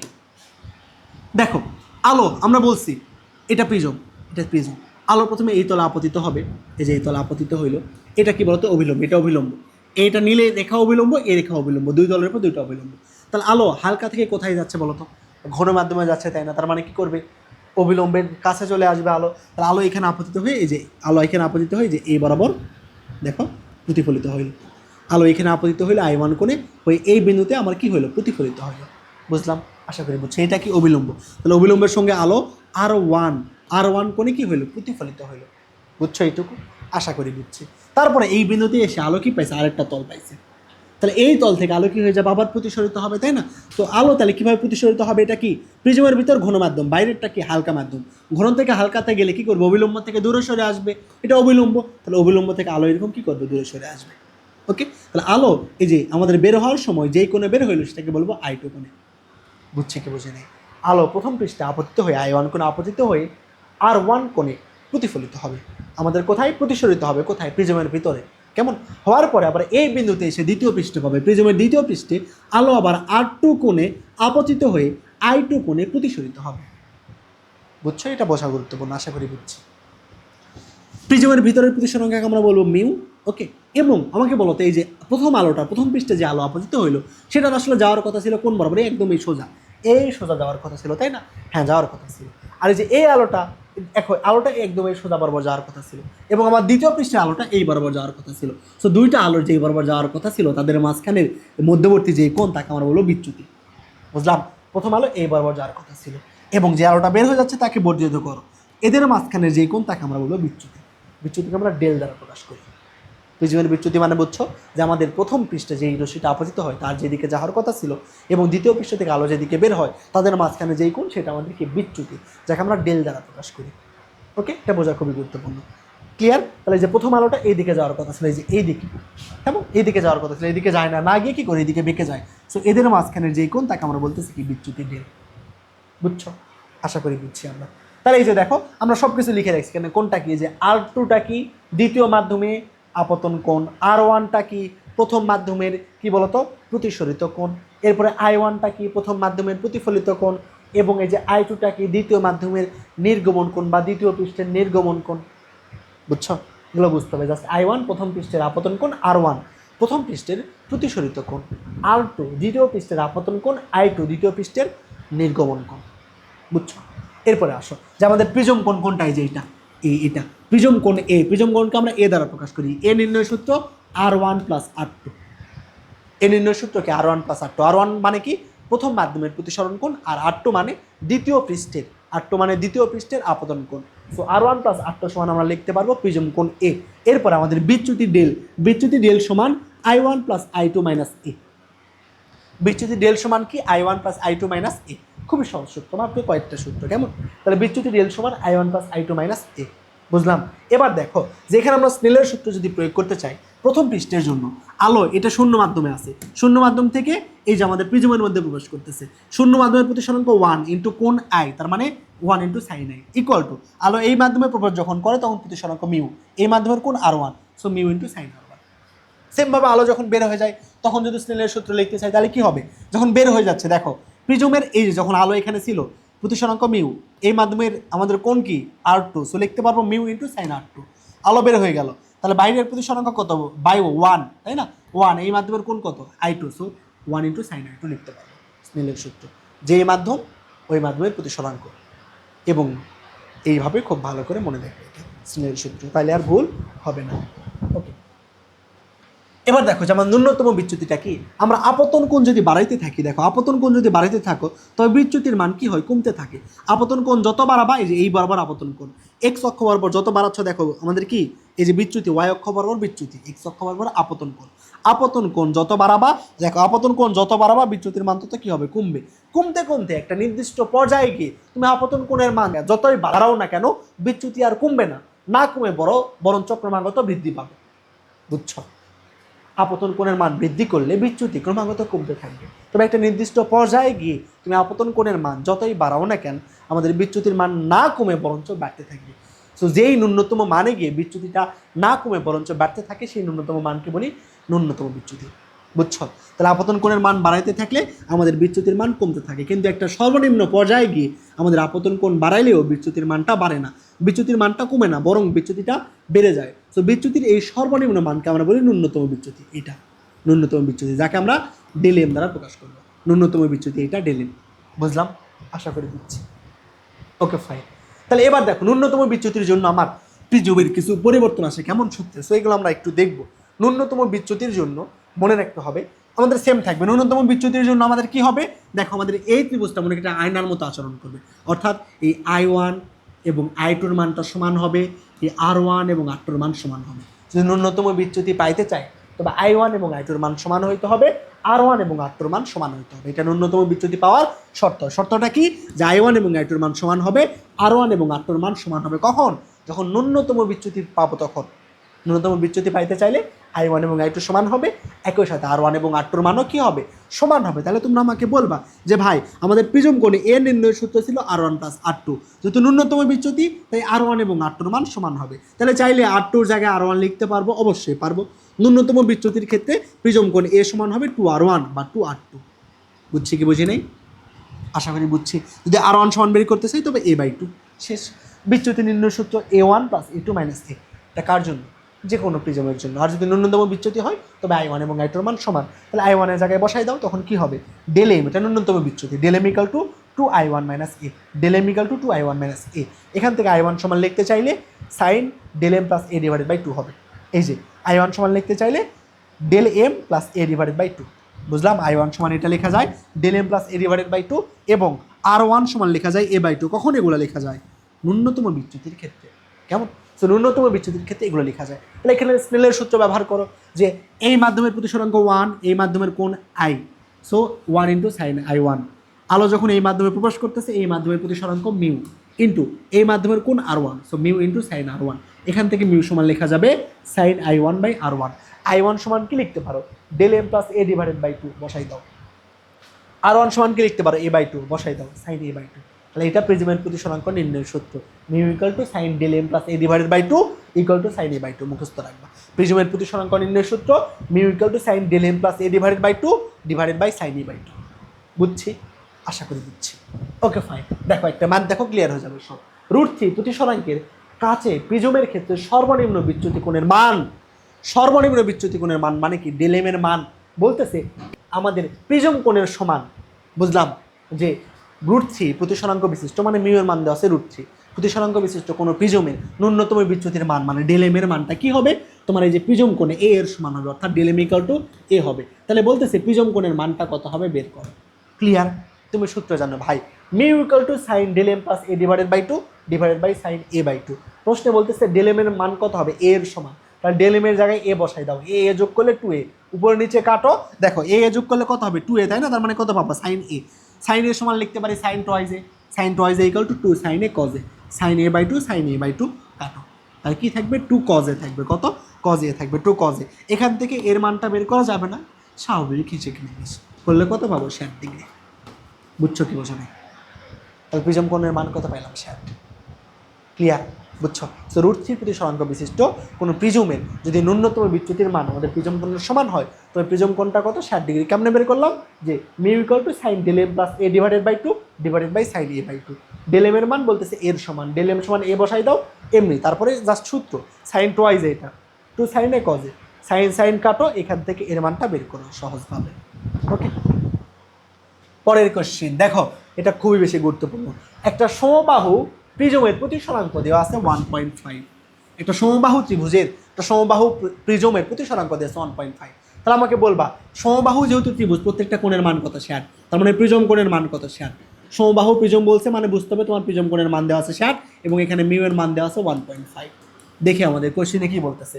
প্রথম কোশ্চেন, ন্যূনতম বিচ্যুতি মানে কার মান, ডেল এম এর পরিমাণ বের করতে হবে। কেমনে করবা, তুমি জানো ভাই mu = sin del M + A/2 sin A/2। Del M এর পরিমাণ বের করতে হবে। মিউ এর মান 1.5 বসাই দাও, এর মান 60 বসাই দাও, এর মান 60 বসাই দাও 30। তাহলে এখান থেকে জাস্ট কি করো, ক্যালকুলেশন, sin 30কে এই পাশে পাঠাই দাও, ডেল এম এর মান খুব সুন্দরভাবে বের করবা, যোগ বিয়োগ। বুঝলাম, ডিরেক্ট সূত্র, mu = sin del M + A/2 sin A/2। সব কিছুর মান দেওয়া আছে, ডেল এম এর মানটা কি করবা, বের করবা। আশা করি বুঝছি। এরপরে আসো, যে ন্যূনতম বিচ্যুতি অবস্থানে বা প্রথম তলে আপতন কোণ এবং দ্বিতীয় তলে নির্গমন কত। মানে ন্যূনতম বিচ্যুতি যখন হবে তখন আমাদের এই যে প্রথম তলে যে আপতন কোণ I1 এর মান অথবা দ্বিতীয় তলে যে নির্গমন কোণ I2 এটার মান কত হবে সেটা বের করো। বুঝছো? আর ন্যূনতম বিচ্যুতি অবস্থান যদি হয় তখন I1 এবং I2 এর মান কি, সমান। সো আমরা ন্যূনতম বিচ্যুতি অবস্থানে I1 এবং I2 এর মান সমান লিখতে পারি। আমি বলতেছি এটার মান বের করো, কত হবে? আমরা জানি ন্যূনতম বিচ্যুতি অবস্থানে del m equal to 2I1 minus a লেখা যায়, অবশ্যই লেখা যায়। তাহলে এখান থেকে I1 এর মান বের করো, del m plus a divided by 2। del m এর মান দেখো ওই যে বের করছি কত, 37 বসাই দাও, এর মান প্রিজম কোণ 60 ডিভাইডেড বাই 2, তার মানে তুমি I1 এবং I2 এর মানটা পেয়ে গেলে শেষ। প্রথম তলে আপতন কোণ বা দ্বিতীয় তলে নির্গমন কোণ বের করতে হবে কোন কন্ডিশনে? যখন ন্যূনতম বিচ্যুতি, তখন ন্যূনতম বিচ্যুতি হলে I1 এবং I2 এর মান সমান। এবং ন্যূনতম বিচ্যুতির জন্য আমরা জানি del m equal to 2I1 minus a, এটা সূত্র আমাদের। ওকে, এরপর আসো বলতেছে ন্যূনতম বিচ্যুতি অবস্থানের প্রথম তলে প্রতিসরণ কোণ এবং দ্বিতীয় তলে আপতন কোণের মান কত বের করো। ন্যূনতম বিচ্যুতি অবস্থানে এই যে বলতেছে প্রথম তলে যে আমাদের প্রতিসরণ কোণ R1 বা আমাদের দ্বিতীয় তলে যে আমাদের আপতন কোণ R2, এদের মান বের করতে বলছে। অর্থাৎ ন্যূনতম কন্ডিশনে, ন্যূনতম বিচ্যুতি কন্ডিশনে R1 এবং R2 এর মান বের করতে হবে। তুমি তো জানো ভাই ন্যূনতম বিচ্যুতি হইলে I1 এবং I2 এর মান সমান, একই সাথে R1 এবং R2 এর মানও সমান। তো ন্যূনতম বিচ্যুতির ক্ষেত্রে R1 এবং R2 এর মান সমান। এবং ন্যূনতম বিচ্যুতির ক্ষেত্রে আমরা দেখছি প্রিজম কোণে এ সমান কি হইতো 2R1। তাহলে এখান থেকে R1 এর মান বের করে a/2, এ প্রিজম কোণের মান 60, 60কে 2 দ্বারা ভাগ করো পাবা 30 ডিগ্রি, শেষ। বুঝছো? পরের মান বলতেছে দেখো প্রথম তলে কৌণিক বিচ্যুতি কত। প্রথম তলে কৌণিক বিচ্যুতি কত এটা বের করতে হবে। মানে কি, প্রথম তলে দেখো আলো এখানে আপতিত হইলো, হয়ে আলোর এই বরাবর যাওয়ার কথা ছিল, কিন্তু আলো এই বরাবর না গিয়ে কোন বরাবর যায়? এই বরাবর যায়, এই বরাবর যায়। তাহলে বিচ্যুতি কোণটা কত? এইটুকু। বুঝলাম, আলো সোজা যাওয়ার কথা ছিল, না গিয়ে আলো এই বরাবর যায়, তাহলে বিচ্যুতি কোণ কতটুকু? এইটুকু। এইটুকুর মান বের করতে হবে। এইটুকুর মান আমরা কেমনে বের করতে পারি বলো তো? এই কোণটা I1 হলে এই কোণটা কত? I1। তাহলে I1 থেকে আমরা যদি যে ছোটো কোণ এটা আর বাদ দিই, তবে এই বিচ্যুতিটা পাবো। এইটুকু বিচ্যুতি, এইটুকুর মান বের করতে হবে। সম্পূর্ণটা I1, এইটুকু R1। I1 থেকে R1 বাদ দাও, বিচ্যুতি পেয়ে যাবা। বিচ্যুতি কোণ I1 minus R1। ক্লিয়ার? বুঝছি। ওকে, এই মান বুঝে ফেললে তুমি যে কোনো প্রিজমের মান একদম কোপাই দিতে পারবে, একদম কোপাই দিতে পারবা। দেখো কি বলতেছি পরের ম্যাথ। এটা একটা প্রিজম দেওয়া আছে, কেমন?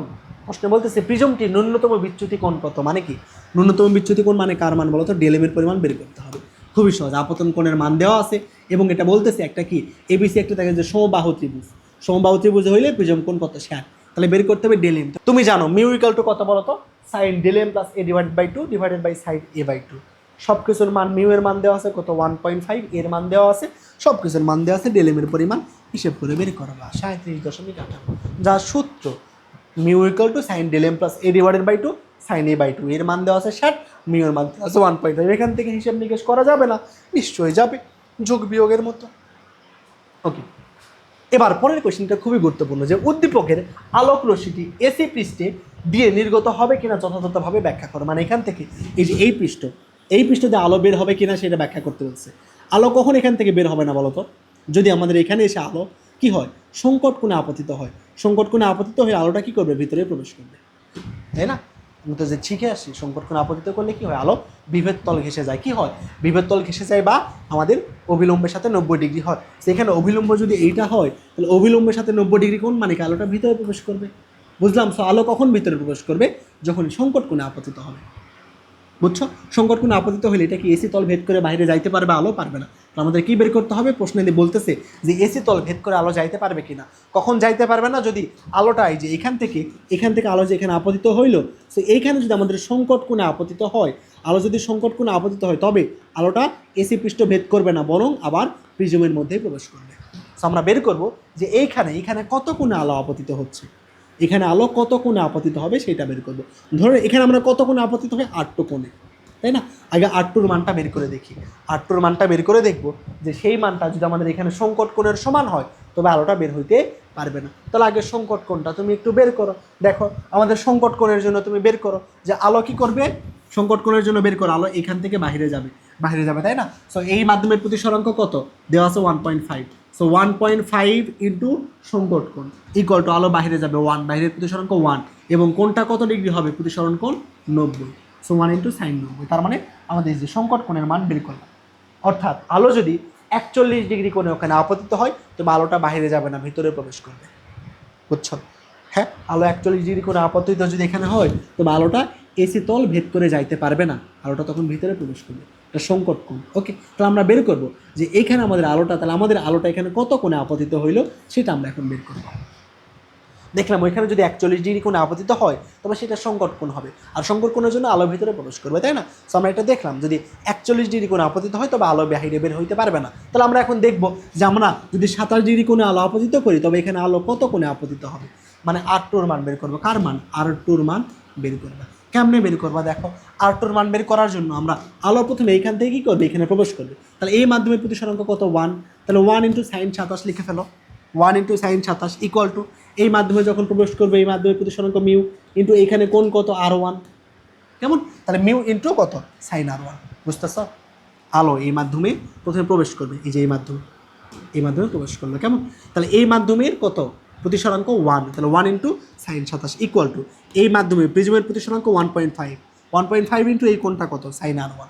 তাহলে এখান থেকে R1 এর মানটা পাইলাম 17 ডিগ্রি। আমার প্রয়োজন কার মান বলো তো? R2 মান প্রয়োজন। কার মান প্রয়োজন?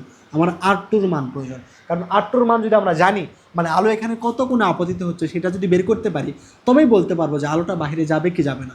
যদি এখানে আমাদের আলোটা 41-এর চেয়ে কম ডিগ্রি কোণে আপতিত হয় তবে আলোটা বাইরে বের হবে, কিন্তু 41 বা 41-এর চেয়ে বেশি কোণে আপতিত হইলে আলোটা আবার ভিতরে প্রবেশ করবে।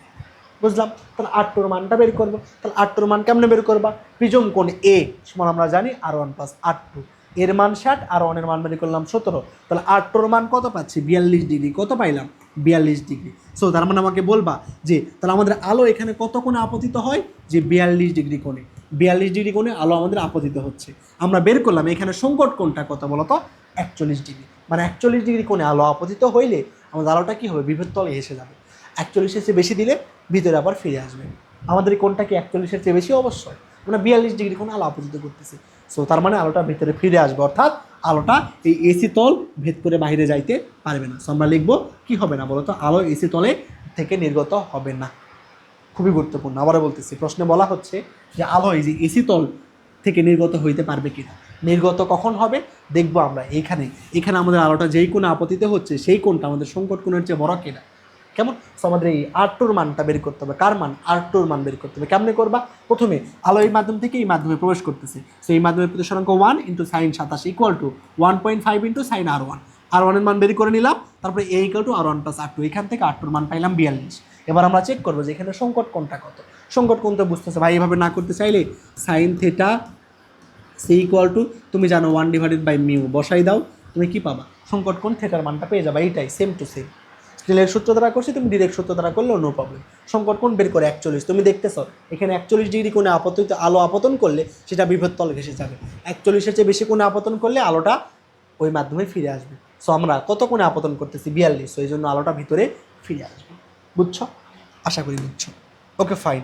এবার আমরা দেখবো, দেখো যে প্রিজমের বিচ্ছরণ। প্রিজমের বিচ্ছরণের ক্ষেত্রে কি, প্রিজমে তুমি যদি সাদা বর্ণের আলো আপতিত করে প্রিজম থেকে, আমাদের ছোটবেলায় পড়ছিল না রংধনু রং কয়টা? 7টা। বেনি আসহ কলা, সেই বেনি আসহ কলা আমার বের হয়ে যাবে, মানে বেগুনি, নীল, আসমানি, সবুজ, হলুদ, কমলা, লাল বর্ণের আলো বের হয়ে যাবে। এবং মনে রাখবা আমাদের আলোর বিচ্যুতির সাথে তরঙ্গ দৈর্ঘ্যের সম্পর্ক ব্যস্তানুপাতিক। বিচ্যুতির সাথে তরঙ্গ দৈর্ঘ্যের সম্পর্ক ব্যস্তানুপাতিক, অর্থাৎ যার তরঙ্গ দৈর্ঘ্য বেশি তার বিচ্যুতি কম। আমাকে বলবা কোন আলোর তরঙ্গ দৈর্ঘ্য সবচেয়ে বেশি?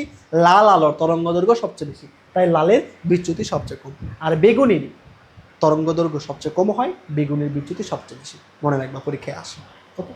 সো তারা প্রিজম থেকে এরকম বিভিন্ন বর্ণের 7টা বর্ণের আলো বের হবে: বেগুনি, নীল, আসমানি, সবুজ, হলুদ, কমলা, লাল। ওকে, বুঝলাম। সরু প্রিজমের ক্ষেত্রে বিচ্যুতি নির্ণয় সূত্র ডেল ইকুয়াল টু μ - 1 × a। সরু প্রিজমের জন্য বিচ্যুতি নির্ণয় সূত্র ডেল ইকুয়াল টু μ - 1 × a। বুঝলাম। যদি বলি লাল বর্ণের জন্য বিচ্যুতি বের করো, তাহলে লালের জন্য হবে জাস্ট ডেল আর, মিউর জায়গায় হবে μ1। যদি বলি বেগুনের জন্য বের করো, বেগুনি ভায়োলেট, তাহলে del V equal to μ v - 1 × a। এটা আমাদের সরু প্রিজমের জন্য বিচ্যুতি নির্ণয় সূত্র μ - 1 × a। তো লালের জন্য বিচ্যুতি, এটা আমাদের বেগুনের জন্য। যদি বলি সবুজের জন্য বের করো, তার মানে কি লিখবা? ডেল জাস্ট বি লিখবা, এখানে μ b লিখবা। বুঝলাম। এবারে এই দুটা পেয়ে গেলাম। এখান থেকে আমাদের কৌণিক বিচ্ছরণ প্রয়োজন। কৌণিক বিচ্যুতি মানে কি? যদি বলি লাল এবং বেগুনের মধ্যে কৌণিক বিচ্যুতি কত, কি লিখবা? μr এই যে ডেল ভি মাইনাস ডেল আর, তাই না? বেগুনি এবং লালের মধ্যে বিচ্যুতি কত? ডেল ভি মাইনাস ডেল আর। লিখে ফেললাম। ডেল ভি সমান কি লিখতে পারো? μ v - 1। ডেল আর সমান কি লিখতে পারো? μr - 1। হিসাব নিকেশ করে আমরা পাবো μ v - μr × a। বুঝলাম। কৌণিক বিচ্যুতি del V minus del R equal to μ v - μr × a। μ v মানে কি? বেগুনির প্রতিসরাঙ্ক, μr মানে লালের প্রতিসরাঙ্ক। ক্লিয়ার? তাহলে বিচ্যুতি, কৌণিক বিচ্যুতি del V minus del R equal to mu V minus mu R into A. কৌণিক বিচ্যুতি del V minus del R equal to mu V minus mu R into A. একই সাথে আমাদের মধ্যরশ্মি যদি বের করতে বলে মানে মিউ এর মান mu equal to mu V plus mu R divided by 2, mu equal to mu V plus mu R divided by 2 MCQ এর জন্য আসতে পারে, দেখে রাখবা। ওকে ওকে, এবার আমরা দেখবো গুলীয় তলের প্রতিসরণ। আমরা ছোটবেলা থেকে পড়ে আসছি 9 10-এ, কোথায় বস্তু রাখলে কোথায় বিম্ব হবে। সেই এটা আমি ডিটেলসে যাচ্ছি না, জাস্ট তোমাকে এটা বলে দিচ্ছি। দেখো আচ্ছা, তার আগে আমরা বলো তো এটা কি, এটা উত্তল নাকি অবতল, কেমনে বুঝবা? তুমি কোন পাশ থেকে দেখতেছো তার উপর ডিপেন্ড করবে। তুমি এই পাশ থেকে দেখলে এটাকে বলবা উত্তল, আর এই পাশ থেকে দেখলে বলবা এটাকে অবতল। ওকে, সো এই গুলীয় তলে আমরা যদি এখানে একটা বস্তু রাখি, এখানে যদি একটা বস্তু রাখি, কেমন, এটা আমাদের কি লেন্স বলো তো? যে পাশে বস্তু রাখছি তার উপর ডিপেন্ড করে, এই পাশে বস্তু রাখছি এটা একটা কি উত্তল দর্পণ। সেই উত্তল দর্পণের এখানে বস্তু রাখলাম, বিম্বটা আমরা পাইলাম এইখানে। এখানে বস্তু রাখছি, এখানে কি রাখছি বলো তো? বস্তু। আমরা বিম্বটা পাইলাম কোথায়? এখানে। ওই পাশে বস্তু রাখছি, আমরা বিম্বটা পাইলাম এই পাশে। কেমন? তাহলে আমাদের এই যে মেরু থেকে আমাদের যে বস্তুর যেই দূরত্ব তাকে ইউ দ্বারা প্রকাশ করবো। মেরু থেকে বস্তুর দূরত্ব ইউ, চিত্র প্রয়োজন নেই, জাস্ট যেইটা দেখাচ্ছি এটা ভালো করে মনে রাখো। মেরু থেকে বস্তুর দূরত্ব ইউ। এই মেরু থেকে যেখানে বিম্ব তৈরি হচ্ছে এদের মধ্যবর্তী দূরত্ব কি? ভি। মেরু থেকে বস্তুর দূরত্ব ইউ, মেরু থেকে বস্তুর এই যে মেরু থেকে বস্তুর দূরত্ব ইউ, আর মেরু থেকে আমাদের বিম্বের দূরত্ব কি? ভি। ক্লিয়ার? বুঝলাম? এইটুকু জাস্ট মনে রাখো। মেরু থেকে বস্তুর দূরত্ব ইউ, মেরু থেকে বিম্বের দূরত্ব কি? ভি। এটা মনে রাখবা। যেই পাশে বস্তু তার ঠিক বিপরীত পাশে বিম্ব তৈরি হলে বস্তুটা হয় বাস্তব। কি বলছি? বস্তু যেই পাশে তার বিপরীত পাশে বিম্ব হইলে বস্তুটা হবে বাস্তব। আর দেখো এইখানে এই ক্ষেত্রে আমরা এই লেন্সের ক্ষেত্রে আমরা যদি এখানে বস্তু রাখি, বিম্ব পাই এখানে। বস্তু রাখছি এইখানে, বিম্ব পাচ্ছি এখানে, মানে বস্তু যেই পাশে বিম্ব ঠিক সেই পাশে। সো বস্তু যেই পাশে বিম্ব যদি ঠিক সেই পাশে হয় তবে বিম্বটা হয় অবাস্তব। বস্তু যেই পাশে বিম্ব ঠিক পাশে সেই পাশে, বস্তু এই পাশে বিম্ব এই পাশে, সো এখানে বিম্বটা কেমন হবে? অবাস্তব। আর এখানে বস্তু যেই পাশে তার ঠিক বিপরীত পাশে বিম্ব, বস্তু যেই পাশে তার ঠিক বিপরীত পাশে বিম্ব যদি এমন হয় তবে আমাদের এখানে কেমন আমরা পাবো বলতো? বস্তু যেই পাশে তার ঠিক বিপরীত পাশে বিম্ব হইলে বাস্তব, আর বস্তু যেই পাশে ওই পাশে যদি বিম্ব হয় তবে সেটা হবে অবাস্তব। মনে রাখবা। আর সকল বাস্তব পজিটিভ। ম্যাথের ক্ষেত্রে সবচেয়ে বেশি প্রবলেম খাও তোমরা পজিটিভ নেগেটিভ নিয়ে। সো মনে রাখবো সকল বাস্তব কি? পজিটিভ। কি বলছি? সকল বাস্তব পজিটিভ। সো আমাদের বস্তু যেই পাশে তার ঠিক বিপরীত পাশে বিম্ব তৈরি হলে বিম্বটা কেমন হবে? বাস্তব। আর এই ক্ষেত্রে ভির মানটা হবে পজিটিভ। ওকে, ভির মানটা কেমন হবে বলো? পজিটিভ হবে। সো এই ক্ষেত্রে আমাদের ভির মানটা হবে পজিটিভ। ইউ বস্তুর দূরত্ব, ভি বিম্বর দূরত্ব। আরে মিউ ওয়ান, আচ্ছা মিউ ওয়ানটা কি? মিউ ওয়ান মানে প্রতিসরাঙ্ক। বস্তু যেই পাশে আসে তার প্রতিসরাঙ্ক মিউ ওয়ান, এটা মনে রাখবা। আর আরটা কি? বক্রতার ব্যাসার্ধ। আরটা কি বলতো? বক্রতার ব্যাসার্ধ। বুঝলাম? তাহলে ভি কখন পজিটিভ? বস্তু যেই পাশে তার ঠিক বিপরীত পাশে বিম্ব হইলে আমাদের এই ভির মানটা পজিটিভ। ওকে, ভির মানটা পজিটিভ, অর্থাৎ বাস্তব হইলে ভি পজিটিভ। তাহলে ভি পজিটিভ কখন বুঝে ফেলছি? আটটা বক্রতার ব্যাসার্ধ। আর কখন পজিটিভ? মনে রাখবা। এটা একটা লেন্স। আমাদের যদি আলো এই উত্তল তলে হিট করে তবে আর এর মান পজিটিভ, আর অবতল তলে আলো হিট করলে আর এর মান নেগেটিভ। সহজ কথা না? আলো উত্তল তলে হিট করলে আর এর মান পজিটিভ, অবতল তলে হিট করলে আর এর মানটা কি? নেগেটিভ।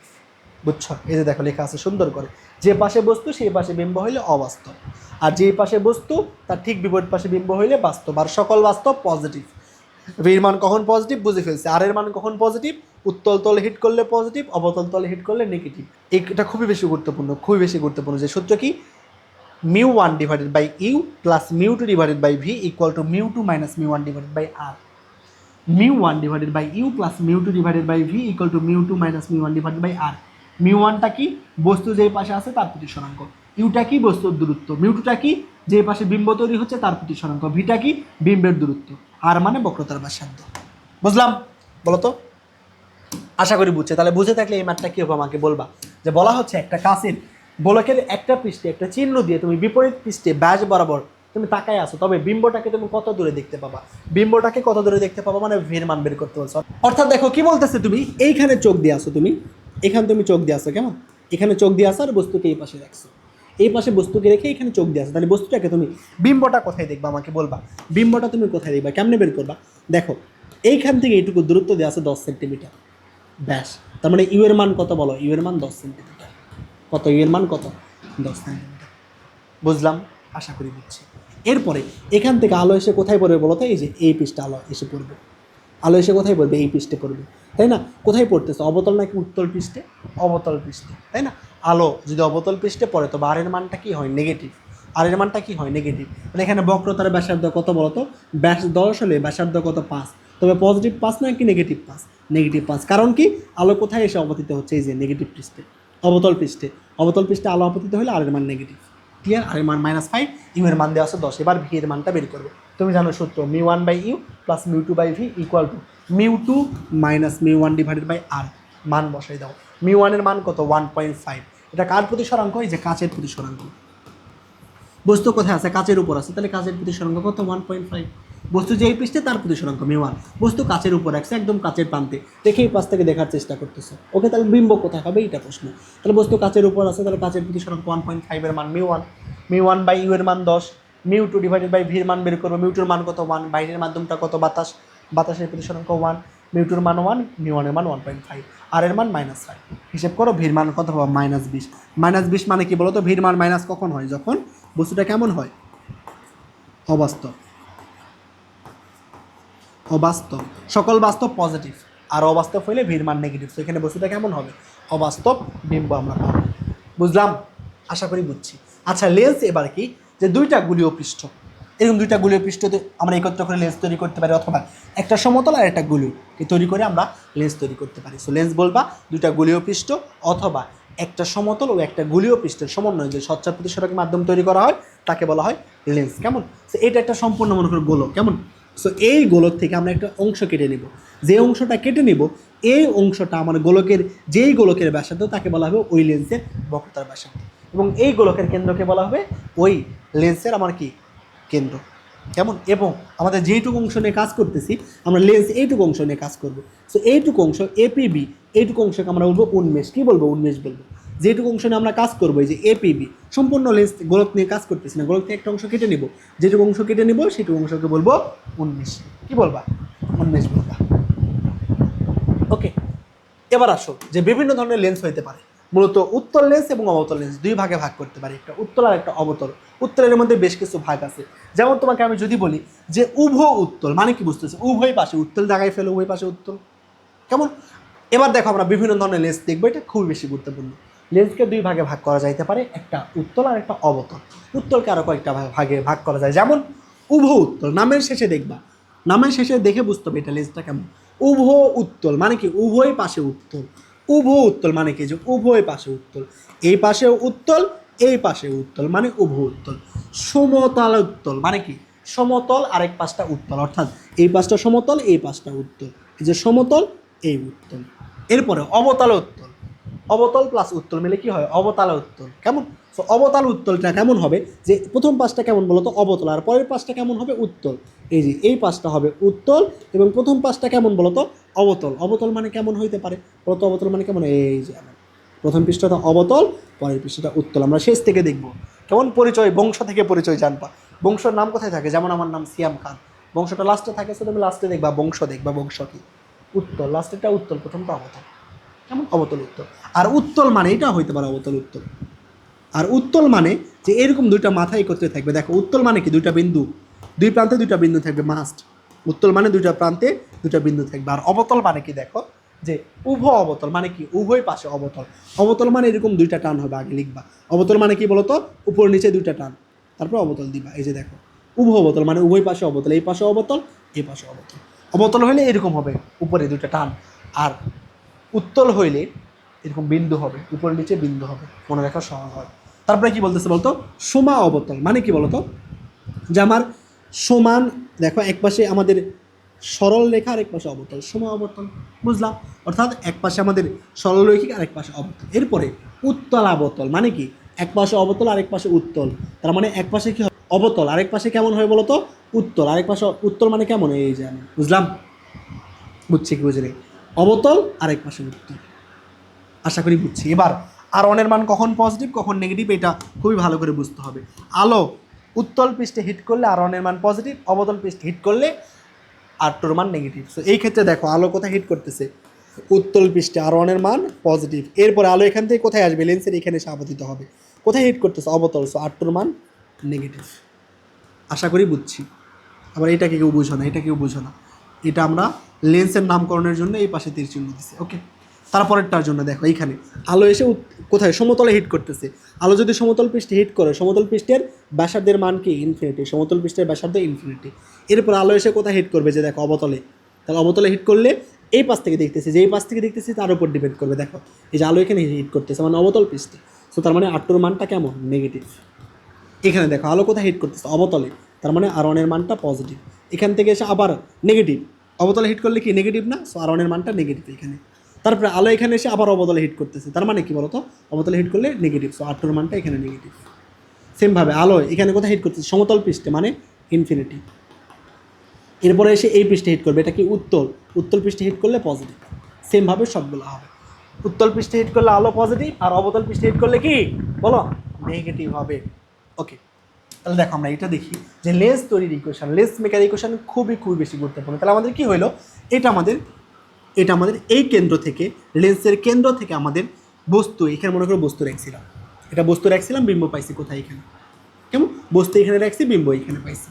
ওকে, এর আমার চিত্র লাগবে না, জাস্ট বোঝো, আমরা জাস্ট ইকুয়েশনগুলো বোঝো, সূত্রগুলো বোঝো, চিত্র আমাদের প্রয়োজন নাই। কেমন, চিত্র যদি দেখতে চাও আমার এই অধ্যায়ের উপর ডিটেলস ক্লাস আছে, দেখবা একদম ডিটেলস, একদম বেসিক থেকে পড়ানো হয়েছে, সো ওই ক্লাসটা দেখতে পারো। 7 ঘন্টা প্লাস ক্লাস, একদম ডিটেলসে যা আছে, অসংখ্য ম্যাথ, যত টাইপের ম্যাথ হতে পারে, যত টাইপের MCQ থিওরি সব কিছু ডিটেলসে পড়ানো হয়েছে, ওইটা দেখতে পারো। ওকে, আমাদের ম্যাথ করার জন্য চিত্রের প্রয়োজন নেই, এই জন্য আমরা দেখতেছি না চিত্র, জাস্ট বুঝবো কোনটা কি। এটা লেন্সের কেন্দ্র, লেন্সের কেন্দ্র থেকে এই পাশে বস্তু রাখছি, বিম্ব পাইছি এই পাশে, সো এই কেন্দ্র থেকে বস্তুর দূরত্ব ইউ, কেন্দ্র থেকে বিম্বের দূরত্ব ভি, এটা তো বুঝছি। ওকে, এই পাশে ব্যাসার্ধ R1, এই পাশে ব্যাসার্ধ R2, বস্তু যেই পাশে তার আমাদের প্রতিসরাঙ্ক μ1, যেই পাশে আমাদের কি বিম্ব তার প্রতিসরাঙ্ক μ2। ওকে, অথবা লেন্সের প্রতিসরাঙ্ক আমরা বুঝবো মূলত μ2, লেন্সের প্রতিসরাঙ্ক আমাদের μ2 এবং বস্তু যে পাশে থাকবে তার প্রতিসরাঙ্ক μ1। কেমন, লেন্সের প্রতিসরাঙ্ক কি μ2, লেন্সের প্রতিসরাঙ্ক μ2, মাথায় রাখবা লেন্সের প্রতিসরাঙ্ক কি μ2। ওকে, আচ্ছা এটা হইল। তাহলে আমাদের লেন্স মেকার ইকুয়েশনটা কি দেখো, যে 1/f = μ2/μ1 - 1 × 1/r1 - r2। কোনটার পরিচয় কি বুঝছো, এফটা আমাদের কি বলতো, ফোকাস দূরত্ব, μ2টা কি লেন্সের, মনে রাখবা μ2টা কি লেন্সের প্রতিসরাঙ্ক, μ1 লেন্সের বাহিরের মাধ্যমের প্রতিসরাঙ্ক, μ1টা কি বলো, লেন্সের বাহিরের মাধ্যমের প্রতিসরাঙ্ক, r1 এবং r2 আলো কোথায় আবর্তিত হচ্ছে, কোথায় প্রতিফলিত হচ্ছে সেটা দেখে বুঝবো আমরা। ওকে, এবং আমরা ফোকাস দূরত্ব এফ এর মান পজিটিভ কখন, উত্তল লেন্স হইলে এফ এর মান পজিটিভ, আর অবতল লেন্স হইলে এফ এর মান নেগেটিভ। মনে রাখবা উত্তল লেন্স হইলে এফ পজিটিভ, অবতল হইলে এফ কি নেগেটিভ। কেমন, R1 প্রথম পৃষ্ঠে বক্রতার ব্যাসার্ধ, R2 দ্বিতীয় পৃষ্ঠের বক্রতার ব্যাসার্ধ, আর μ2 মানে লেন্সের প্রতিসরাঙ্ক আমরা বুঝলাম। তাহলে lens maker equation 1/f = μ2/μ1 - 1 × 1/r1 - 1/r2। এবং এটা তো আমরা জানি 9 10-এ পড়ে আসছি যে 1/f = 1/u + 1/v। ভিটা কি বলতো, বিম্ব, ভিটা কি বিম্ব, এবং সকল বাস্তব পজিটিভ। ভির মান পজিটিভ কখন, যখন বিম্বটা বাস্তব হবে, সো ভি পজিটিভ তখন যখন বিম্বটা বাস্তব। বিম্ব বাস্তব কখন হয়, বস্তু ও বিম্ব বিপরীত পাশে অবস্থান করলে আমাদের কেমন হয়, বাস্তব হয়। যেমন বস্তু এই পাশে, বিম্বটা তার ঠিক বিপরীত পাশে, যদি এমন হয় বস্তু যেই পাশে তার বিপরীত পাশে আমাদের কি আছে, বিম্ব, তবে সেটাকে আমরা বলবো বাস্তব বিম্ব। আর বাস্তব হইলে ভির মান পজিটিভ। আর যদি এমন হইতো যে বস্তু এইখানে, বিম্বটাও পাইছি এখানে, এমন যদি হইতো বস্তু যে পাশে, বিম্ব সেই পাশে, সেটাকে বলবো অবাস্তব বিম্ব। আর অবাস্তব হইলে সেটা কি, ভির মান নেগেটিভ। আশা করি বুঝছি। ওকে ফাইন, দেখো কি বলতেছে, একটা কাচের উত্তল লেন্সে উভয় পৃষ্ঠে বক্রতার ব্যাসার্ধ 50 সেন্টিমিটার, কাচের প্রতিসরাঙ্ক 1.5। ওকে, মানে কি, একটা উত্তল লেন্স, এই যে দেখো একটা উত্তল লেন্সের R1 এর মান এবং R2 এর মান, মানে উভয় পৃষ্ঠের বক্রতার ব্যাসার্ধ সমান দেওয়া আছে 50 সেন্টিমিটার, R1 এবং R2 এর মান দেওয়া আছে, কাচের প্রতিসরাঙ্ক মানে μ2 মান দেওয়া আছে। কোশ্চেন, লেন্সটি হইতে 75 সেন্টিমিটার দূরে কোনো বস্তু রাখলে সেটির প্রতিবিম্ব কোথায় হবে, মানে কার মান, ইউ এর মান দেওয়া আছে, ইউ এর মান কত, 75 সেন্টিমিটার। তাহলে ভির মানটা বের করতে বলছে, বিম্ব তুমি কোথায় পাবা, তাহলে ভালো করে বুঝবা। দেখো আচ্ছা, এই চিত্রটা আমি তোমাকে আরেকবার আঁকাই দিই, তাহলে ভালো করে বুঝতে পারবা। এটা একটা উত্তল লেন্স, কেমন, এই উত্তল লেন্স থেকে 75 সেন্টিমিটার দূরে একটা বস্তু রাখছো, এখানে তুমি একটা বস্তু রাখছো, মানে ইউ এর মান কত, 75 সেন্টিমিটার দূরে বস্তু রাখছো। তাহলে বলতেছে বিম্ব কোথায় তৈরি হবে, তাহলে দেখো তো এখান থেকে আলো কোথায় আপতিত হবে, কোথায়, উত্তল পৃষ্ঠে নাকি অবতল, উত্তল পৃষ্ঠে, সো R1 এর মান তাইলে পজিটিভ 50। এরপর আলো এসে কোথায় আপতিত হচ্ছে বলো, অবতল পৃষ্ঠে, তার মানে R2 এর মান কত, -50। লেন্সটা কেমন, উত্তল লেন্সের ক্ষেত্রে ফোকাস দূরত্বের মান পজিটিভ নাকি নেগেটিভ, পজিটিভ। বুঝলাম, আশা করি বুঝছি। তাহলে বের করো lens maker equation, 1/f = μ2/μ1 - 1 1/r1 r2। μ2 লেন্সের প্রতিসরাঙ্ক দেওয়া আছে 1.5, বসাই দাও। μ1 বাইরের মাধ্যমটা কি, বাতাস, 1 -1, আর ওয়ানের মান কত, পজিটিভ 50, আর টুর মান কত, এই যে নেগেটিভ 50। বসাই দাও, তাহলে কার মান পাবা, এফ এর মান পাবা, কত পাইলা, 50 সেন্টিমিটার। ফোকাস দূরত্ব পাইছে 50। ফোকাস দূরত্ব চাইছে নাকি বিম্ব চাইছে, বিম্ব। সো তুমি জানো 1/f equal to 1/u divided by 1 plus V.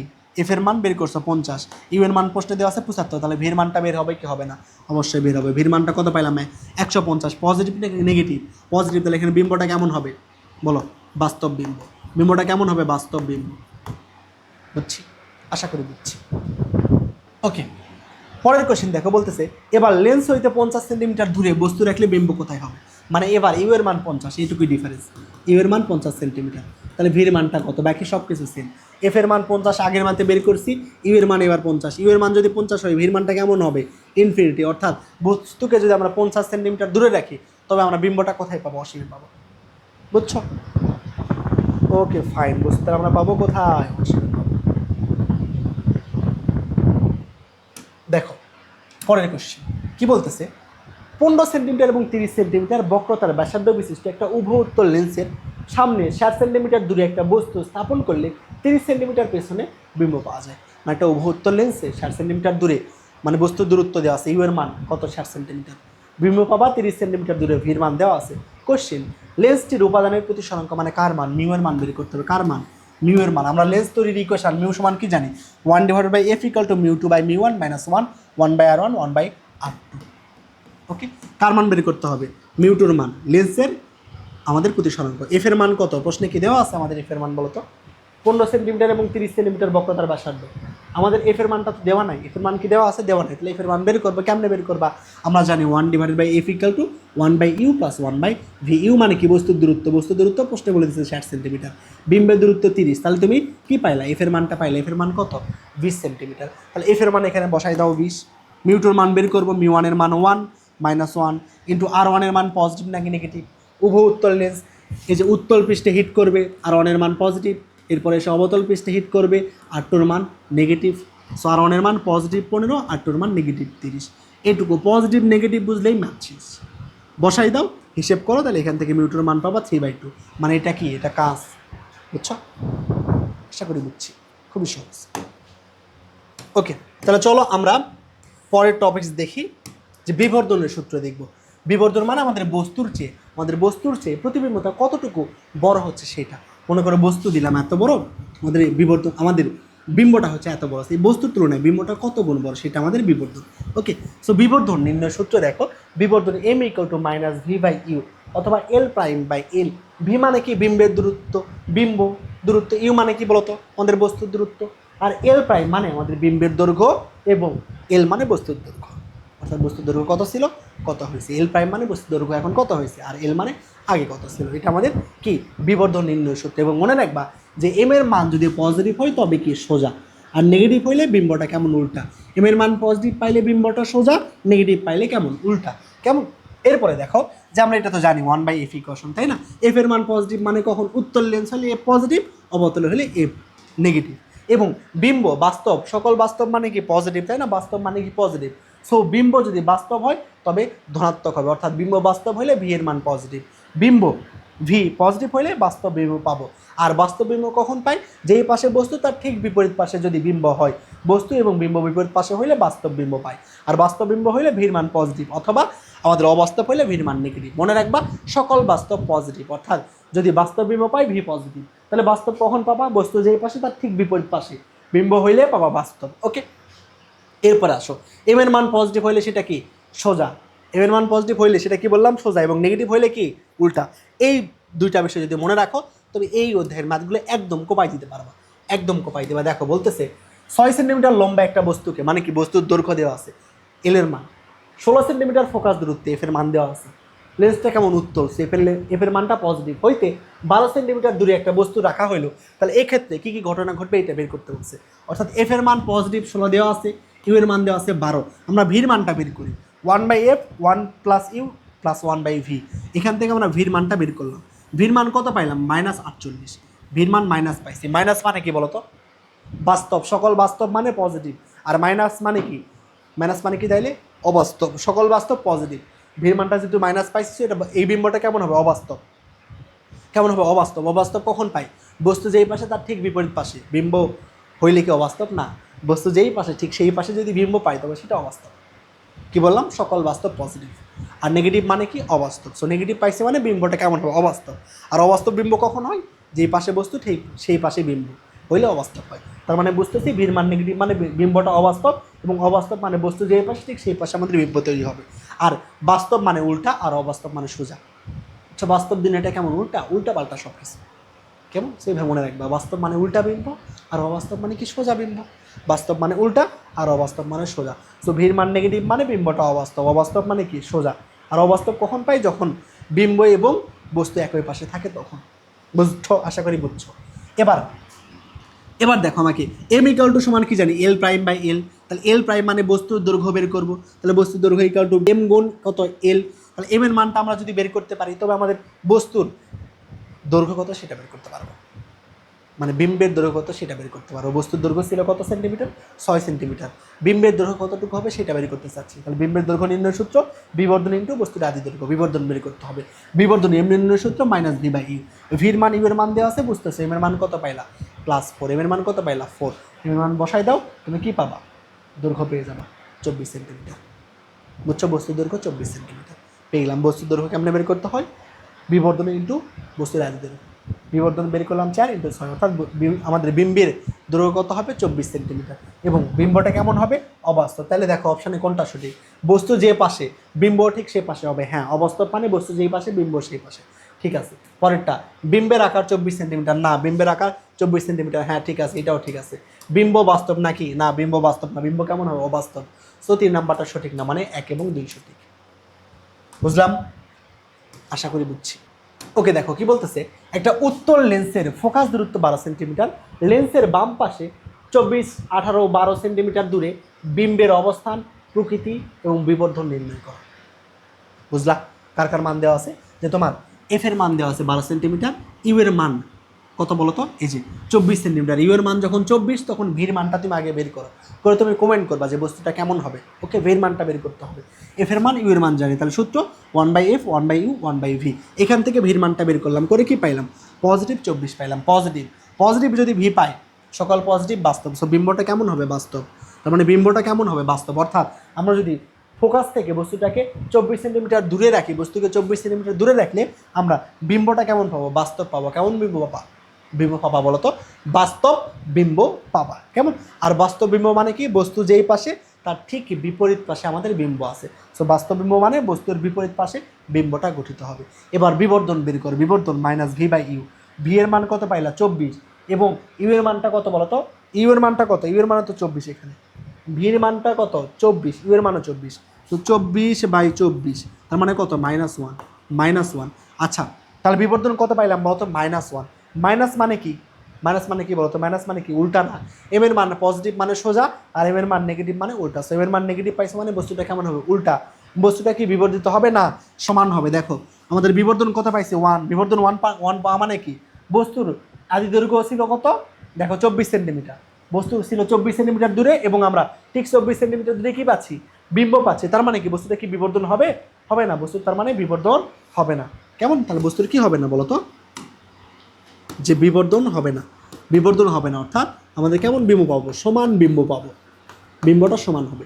বস্তু 24 সেন্টিমিটার দূরে ছিল, 24 সেন্টিমিটার দূরেই বিম্ব পাইছি।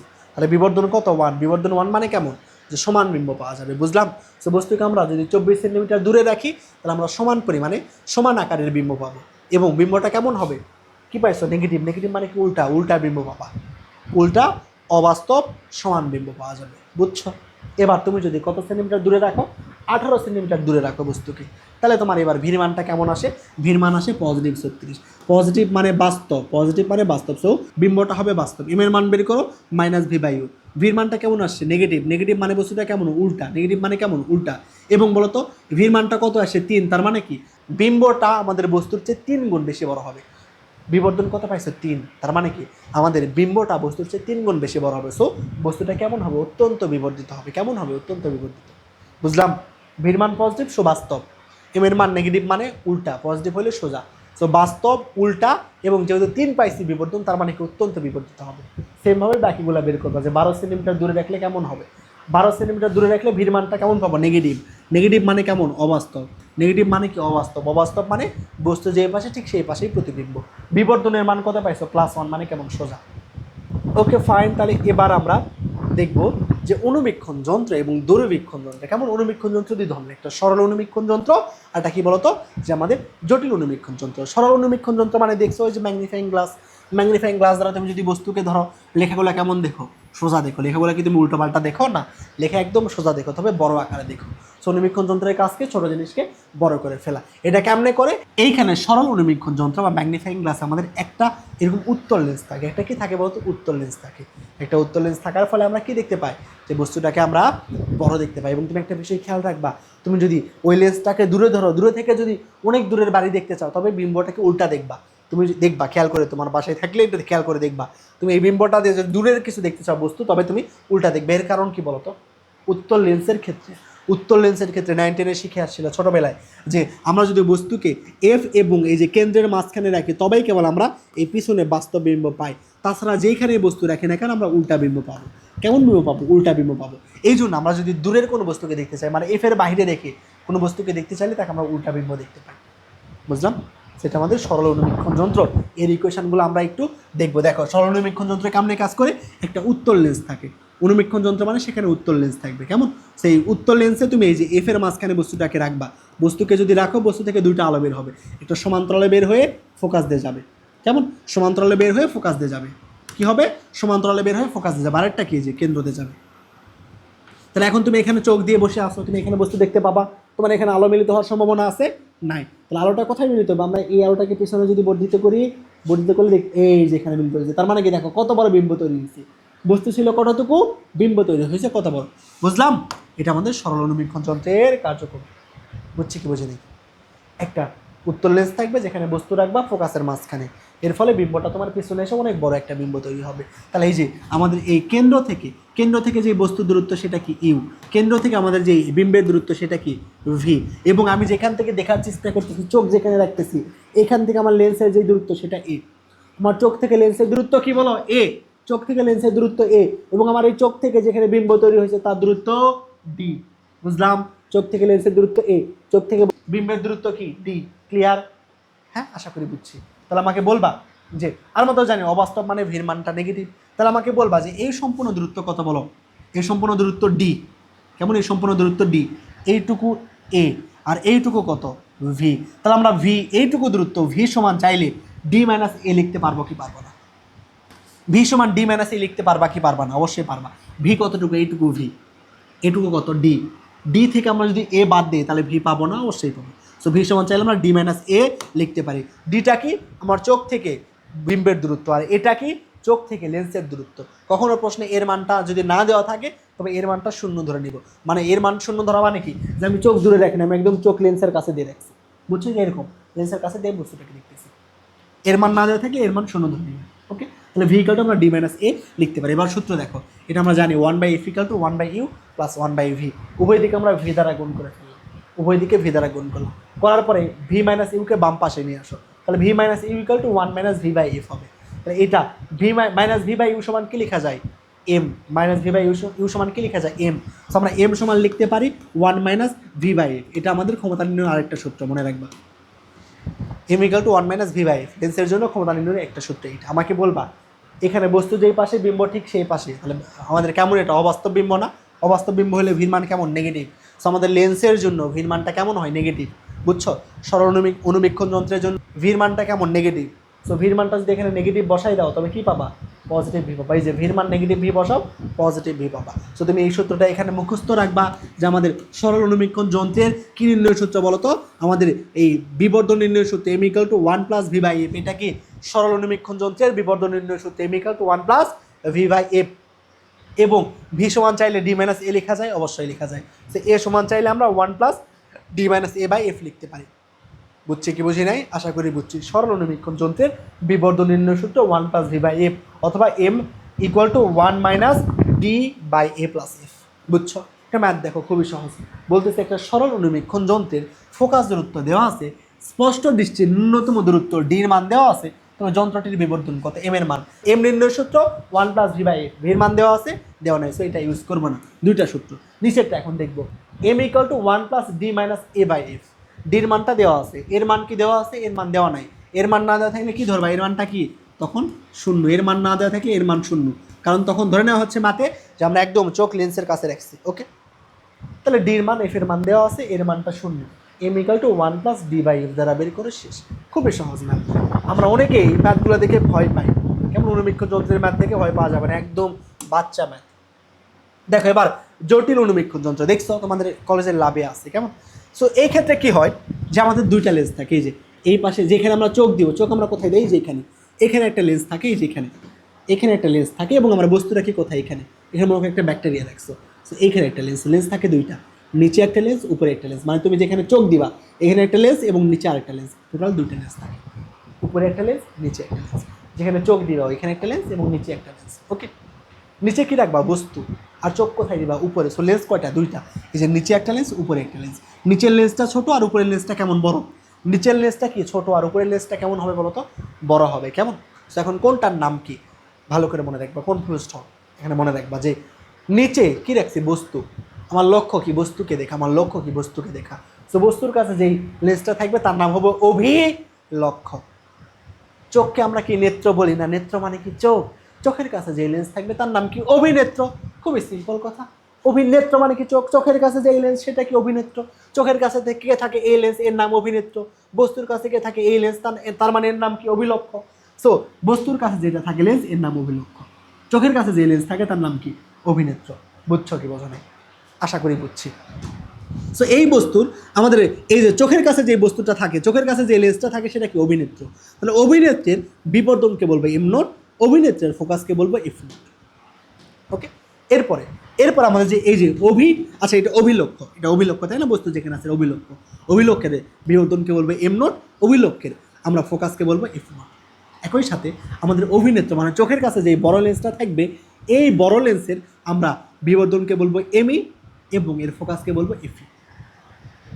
আশা করি বুঝছো, এটা জাস্ট মনে রাখবা, অভিনেত্র কোনটা, অভিলক্ষ্য কোনটা। একটু শর্টে তোমাকে যদি বোঝাই দিই কার্যক্রমটা কেমন, ডিটেলসে যদি বুঝতে চাও বললাম, আমার ডিটেলস ক্লাস আছে, 7 ঘন্টার ক্লাস করে দেখবা, একদম এগুলো পানি পানি হয়ে যাবে কেমন। এটা ছোটো লেন্স, এটা কি লেন্স, বড় লেন্স কেমন। ছোটো লেন্সে আমরা এফের বাইরে বস্তুটাকে রাখবো, সমান্তরাল আলো যাবে, কেন্দ্র দিয়ে বের হবে, আরেকটা কেন্দ্র দিয়ে আলো যাবে, তাহলে এখানে বিম্ব তৈরি হইলো। এই বিম্বকে তুমি দেখতে পাবা না, তোমার সামনে আরেকটা লেন্স আছে, তুমি এখানে চোখ দিয়ে বসে আসো, এখানে চোখ দিয়ে বসে আসো, বিম্ব এখানে তৈরি হলে দেখতে পাবা না। তাহলে এখান থেকে যেই বিম্বটা তৈরি হলো, এই বিম্ব থেকে এখানে একটা কি তৈরি হলো, বিম্ব তৈরি হলো না। তুমি এখানে একটা বস্তু রাখলে, তাহলে প্রথম তোমার এই যে এই লেন্সটার নাম কি বলতো, এটা অভিলক্ষ্য। এখানে বস্তু রাখছো, বস্তুর কাছে যে লেন্স সেটা অভিলক্ষ্য, চোখের কাছে যেটা সেটা অভিনেত্র। তো অভিলক্ষ্যের বাইরে বস্তু রাখছো ব্যাকটেরিয়া, এখানে একটা বিম্ব তৈরি হলো। ওকে, তাহলে আমাকে বলবা, তাহলে এটা এই কেন্দ্র থেকে এই বস্তুর দূরত্ব সেটা কি, ইউ নোট। যেমন এই কেন্দ্র থেকে যেখানে বিম্ব তৈরি হলো সেই দূরত্বটা কি, ভি নোট। এখান থেকে যে বিম্ব তৈরি হলো তার দূরত্বটা কি, ভি নোট। এইটুকু দূরত্ব ভি নোট, এইটুকু দূরত্ব ইউ নোট। এবং এইটা যেহেতু আমাদের কি বলতো অভিলক্ষ্য, তাই এর বিবর্ধনকে আমরা বলবো এম নোট। এইটুকু বুঝছি, আশা করি বুঝছি। এবার এইখান থেকে আলো, সামনে একটা লেন্স পাইছে, আলো বের হবে, ওই একটা আলো কী করবে, এই যে কেন্দ্র বরাবর চলে যাবে একটা আলো, আর একটা আলো সমান্তরালে যাবে, গিয়ে যে ফোকাস দিয়ে বের হবে, আর একটা আলো সমান্তরালে গিয়ে কী হবে, ফোকাস দিয়ে বের হবে, আর একটা আলো সমান্তরালে গেল, গিয়ে ফোকাস দিয়ে বের হলো। তাহলে এই দুটো আলো এখানে কখনো মিলিত হওয়া সম্ভব না, তুমি চোখ দিয়ে বসে আসো এখানে মিলিত হওয়া সম্ভব না। তাহলে আলোটা কী হবে, এখান থেকে আমরা এই দুটো আলোকে পিছনে যদি বর্ধিত করে দেখো, সামনে মিলিত হচ্ছে না, কিন্তু পিছনে মিলনের সম্ভাবনা আছে, এই যে মিলিত করা পিছনে, এই যে এখানে এসে মিলিত হবে, হওয়ার ফলে দেখো কত বড় বিম্ব তৈরি হবে। এই যে আলো দুটো দেখো সামনে মিলিত হতে পারতেছে না, কিন্তু আলোকে পিছনে নিয়ে আসো, পেছনে মিলিত হতে পারবে, তার ফলে দেখো কত বড় বিম্ব তৈরি হলো, কত বড় বিম্ব তৈরি হলো, বিশাল বড় বিম্ব তৈরি হয়েছে না। বস্তু ছিল এতটুকু, বিম্ব কতটুকু দেখো, তার চেয়ে বিশাল বড়। এবং আমরা কেমন বিম্ব পাচ্ছি বলতো, উল্টা। বস্তু কোন দিকে ছিল, এই দিকে, আর বিম্বটা কোন দিকে পাচ্ছি, উল্টা দিকে, সেখানে বিম্বটা হবে উল্টা। বুঝছো সব, বুঝলাম, আশা করি বুঝছি। তাহলে এই লেন্সের জন্য, এই লেন্স থেকে বস্তুর দূরত্ব ইউ নোট, এই লেন্স থেকে আমাদের বিম্বের দূরত্ব কী বলতো, ভি নোট। ওকে, এবার আমাদের অভিনেত্রের এটা কেন্দ্র থেকে অভিনেত্রের জন্য বস্তু কোনটা, এইটা, এদের মধ্যবর্তী দূরত্ব কি, ইউই। আই অভিনেত্র মানে কি আই, তাই না, আই। নেত্র মানে কি চোখ, চোখের জন্য ই দেওয়ার করে সত্যি ইউই, এইটুকু দূরত্ব ইউই। এবং আমাদের বিম্ব তৈরি হলো কোথায়, যে এইখানে, আমরা এই সম্পূর্ণ যে দূরত্ব সেটা কি বলতো, ভিই। বুঝছো কি বোঝা নেই, এইখানে আমাদের কেন্দ্র, এখান থেকে আমাদের বিম্ব তৈরি হয়েছে কোথায়, এখানে। সেই সম্পূর্ণ দূরত্ব কি, ভিই, সম্পূর্ণ দূরত্ব ভিই। এবং আমাদের বস্তু যেটা ছিল সেটা কি, ইউই, এইটুকু দূরত্ব ইউই, কেমন? অভিনেত্রীর জন্য এইটুকু দূরত্ব ই। আশা করি বুঝছি। অভিনেত্রীর বিবর্ধনকে বলবো এমি, অভিনেত্রীর ফোকাসকে বলবো এফি। শেষ। অভিনেত্রীর ফোকাস এফি, অভিনেত্রীর বিম্ব এমি। অভিনেত্রীর থেকে আমাদের এই বস্তুর দূরত্ব কি ইউই, কেমন? এবং একই সাথে এটা কি অভিলক্ষ, এটা কি বলতো অভিলক্ষ, অভিলক্ষের এটা কেন্দ্র, কেন্দ্র থেকে দূরত্ব বিম্বের দূরত্ব ভি নোট, এই দূরত্ব ভি নোট, আর এইটুকু দূরত্ব কি বলতো ইউই, এইটুকু দূরত্ব কি ইউই। এবং একটা লেন্স থেকে আরেকটা লেন্সের যে মোট দূরত্ব সেটাকে আমরা বলবো যন্ত্রের দৈর্ঘ্য। একটা লেন্স থেকে আরেকটা লেন্সের মোট দূরত্ব যন্ত্রের দৈর্ঘ্য। তবে যন্ত্রের দৈর্ঘ্য সমান কত বলবা? এইটুকু ভি নোট, এইটুকু কি বলতো ইউই। তার মানে কি ভি নোট প্লাস ইউই সমান যন্ত্রের দৈর্ঘ্য লিখতে পারবো কি পারবো না? এটা খুবই বেশি গুরুত্বপূর্ণ। যন্ত্রের দৈর্ঘ্য ভি নোট প্লাস ইউই, যন্ত্রের দৈর্ঘ্য সমান ভি নোট প্লাস ইউই। শেষ। এইটুকু বুঝে থাকলে তাহলে আমাদের একদম ইজি হয়ে যাবে সব কিছু। তাহলে দেখো যে আমাদের যন্ত্রের দৈর্ঘ্য নির্ণয় সূত্র ভি নোট প্লাস ইউই, এবং আমাদের যদি বিবর্ধন বের করতে চাই দুইটা লেন্স, একটা অভিলক্ষের জন্য একটা অভিনেত্রীর জন্য। অভিলক্ষের বিবর্ধন এম নোট এবং অভিলক্ষের এমই। তাহলে আমরা এম নোট সমান minus V note by A nought লিখতে পারি, আবার এম এ সমান minus V E by A লিখতে পারি। আবার এই যে এম নোট সমান চাইলে আমরা one minus V note by F naught লিখতে পারি, আবার ভি এম এ সমান চাইলে one minus V by F লিখতে পারি। বুঝলাম? আশা করি বুঝছো। আর এইগুলো থেকে যে ম্যাথ আছে একদম বাচ্চা বাচ্চা, কেমন? এগুলো থেকে যে ম্যাথ আসবে সেগুলো খুবই একদম ইজি টাইপের ম্যাথ। আর আমাদের এই যে দূরবীক্ষণ নবদূরবীক্ষণ যন্ত্র যেটা, সেটা আমাদের জটিল অনুবীক্ষণ যন্ত্রের বিপরীত। জটিল অনুবীক্ষণ যন্ত্রে আমাদের চোখের কাছে থাকতো বড় উত্তল লেন্স, আর বস্তুর কাছে থাকতো ছোট। এখানে উল্টা, এখানে চোখের কাছে থাকবে ছোট আর বস্তুর কাছে থাকবে বড় উত্তল লেন্স। ওকে, এখানে জন্য দুইটা সূত্র ঠাডা মুখস্থ করবা, যে স্বাভাবিক ফোকাসিং বা অসীম ফোকাসিং এর জন্য আমাদের বিবর্ধন নির্ণয় সূত্র M equal to F naught by F E, যন্ত্রের দৈর্ঘ্য L equal to F naught by F E. যন্ত্রের দৈর্ঘ্য অসীমে যদি বস্তু থাকে তখন এফ নট বাই এফি, এবং বিবর্ধন এফ নট বাই এফি। আবার যদি আমাদের স্পষ্ট দর্শনের ক্ষেত্রে আমাদের বিবর্ধনের M equal to F naught by F E into one plus F E by D. যন্ত্রের দৈর্ঘ্য L equal to F naught plus D F E divided by D plus F. যদি এইটা কখন আসে না, আসলে এটাই আসে সর্বদা। তারপরে দুইটা সূত্রেই মনে রাখবেন নবদূরবীক্ষণ যন্ত্রের জন্য, তাহলে যে কোনো ম্যাথ ইজি বিজি হবে পারবো। তাহলে চলো আমরা একটা ম্যাথ দেখি কি বলতেছে এই ম্যাথে। দেখো, এটা জটিল অনুবীক্ষণ যন্ত্রের অভিনেত্র এবং অভিলক্ষের দূরত্ব দেওয়া আছে। যন্ত্রের দৈর্ঘ্য এল এর মান দেওয়া আছে 14.5, বলতেছে অভিলক্ষের সামনে 1.1 সেন্টিমিটার দূরে এত মিটার দৈর্ঘ্যের একটা লক্ষ্যবস্তু রাখা হইলো, তাহলে বিম্বের চূড়ান্ত দৈর্ঘ্য কত? বিম্বের চূড়ান্ত দৈর্ঘ্য বের করতে হবে, মানে কার মান বলো তো? এল এর মান বের করতে হবে। তাহলে বিম্বের দৈর্ঘ্য এল সমান এল নোট ইন্টু এম। এল নোটের মান জানো, প্রশ্নে দেওয়া আছে 0.5 মিলিমিটার। এই যে বস্তুর দৈর্ঘ্য 0.5 মিলিমিটার দেওয়া আছে। এখন তুমি যদি কোনোভাবে বিবর্ধন এনে এম এর মান বের করতে পারো তবেই ম্যাথ শেষ। এম এর মান বের করতে হবে। তাহলে আমাকে বলবা জটিল অনুবীক্ষণ যন্ত্রের ক্ষেত্রে বিবর্ধনে এম কয়টা? দুইটা, একটা অভিলক্ষের জন্য একটা অভিনেত্রের জন্য। সে এম সমান আমরা লিখতে পারবো, এম সমান লিখতে পারবো এম নোট ইন্টু এমই, মানে এম নোটের মান এবং এম এর মানটা বের করতে হবে। এম নোট মানে কি? অভিলক্ষের জন্য। তাহলে অভিলক্ষের জন্য আগে হিসেব করো, অভিলক্ষের ক্ষেত্রে হিসেব করো। দেখো এই যে অভিলক্ষেতে বস্তুর দূরত্ব দেওয়া আছে, ইউ নোটের মান দেওয়া আছে ভাই 1.1 সেন্টিমিটার, এফ নোটের মান দেওয়া আছে 1 সেন্টিমিটার। প্রশ্ন ওই যে দেখো অভিলক্ষ এবং অভিনেত্রের ফোকাস দূরত্ব 1 এবং 4, যন্ত্রের দৈর্ঘ্য এল এর মান 14.5 এবং বলতেছে অভিলক্ষের সামনে 1.1 সেন্টিমিটার দূরে অভিলক্ষের যে বস্তু দূরত্ব সেটা দেওয়া আছে। ওকে, তাহলে এখান থেকে তুমি 1 by F naught, 1 by U naught, 1 by V naught দ্বারা ভি নোটের মান বের করো। তাহলে এম নোট সমান তুমি জানো V note by E naught, V নোটের মান জানো, ই নোটের মান জানো। তুমি বিবর্ধন পাইলা কত? এম নোটের মান পাইলা -10, এম নোটের মান পাইলা -10, সেটা অভিলক্ষের জন্য। সেমভাবে অভিনেত্রের জন্য বের করো 1 by F equal to 1 by U plus 1 by V. V এর মান বের করতে হবে, ভি এর মান বের করার জন্য ইউ এর মান জানতে হবে। ইউ এর মান কি তুমি জানো? হ্যাঁ, ইউ এর মান কি তুমি জানো? যে অভিনেত্রী থেকে বস্তুর দূরত্বটা কত, এটা জানো? জানো না, প্রশ্ন দেওয়া নেই। তাহলে আমরা বের করবো কেমনে? আমরা জানি যন্ত্রের দৈর্ঘ্য এল সমান V note plus UE equal to 14.5। যন্ত্রের দৈর্ঘ্য V note plus UE, V নোটের মান বের করছো কত? এখানে এই যে 11। তাহলে ভি নোটের মান 11 বসাই দাও, ইউ এর মান পাবা কি পাবা না? অবশ্যই পাবা, এইটুকুই শুধু ব্যাস। ইউ এর মান বের করা, ভি নোট প্লাস ইউ সমান 14, ভি নোটের মান জানে, ইউ এর মানটা বের করলা 3.5, ইউ এর মান কত? 3.5। এখানে ইউ এর মান বসাই দাও, ভি এর মান পাবো -28। কেমন? তাহলে এম এর মানটা কি হবে? Minus V note by E naught, অর্থাৎ পাইলা 8। তাহলে এম এর মান পাইলা 8, এম নোটের মান পাইলা 10। তাহলে এখানে গুণ করে দাও বিবর্ধনে M equal to M naught into M E. M নোটের মান -10, এম এর মান 80। তাহলে 80 গুণ 0.5 অর্থাৎ 40 মিলিমিটার। বিম্বের যে দৈর্ঘ্য পাবো সেটা 40 মিলিমিটার। বুঝলাম? আশা করি বুঝছি। সো তোমাদের যত টাইপের ম্যাথ আছে, যত টাইপের যত থিওরি আছে, সবগুলো একদম শর্টে কম্প্যাক্টভাবে খুব সুন্দর করে রিভাইজ করে দিলাম। যদি ডিটেলসে ক্লাস করতে চাও ফিজিক্স মাইনাস সেম ইউটিউব চ্যানেলে যাবা, গিয়ে দেখবে একদম ডিটেলস ক্লাস আছে আমাদের। এবং প্রত্যেকটা চ্যাপ্টারের জন্য আমাদের ওয়ান শট সিকিউ আছে 2 থেকে 3 ঘন্টার মধ্যে। ওই ক্লাসগুলো যদি করো সিকিউ নিয়ে বিন্দু মাত্র তোমার চিন্তা করতে হবে না, এই গ্যারান্টি আমি তোমাকে দিচ্ছি। কোনো চ্যাপ্টার যদি নাও করে থাকো তারপরে তুমি একদম কোপাই দিতে পারবা। সো এই পর্যন্ত, নেক্সট ক্লাসে দেখা হবে। আসসালামু আলাইকুম।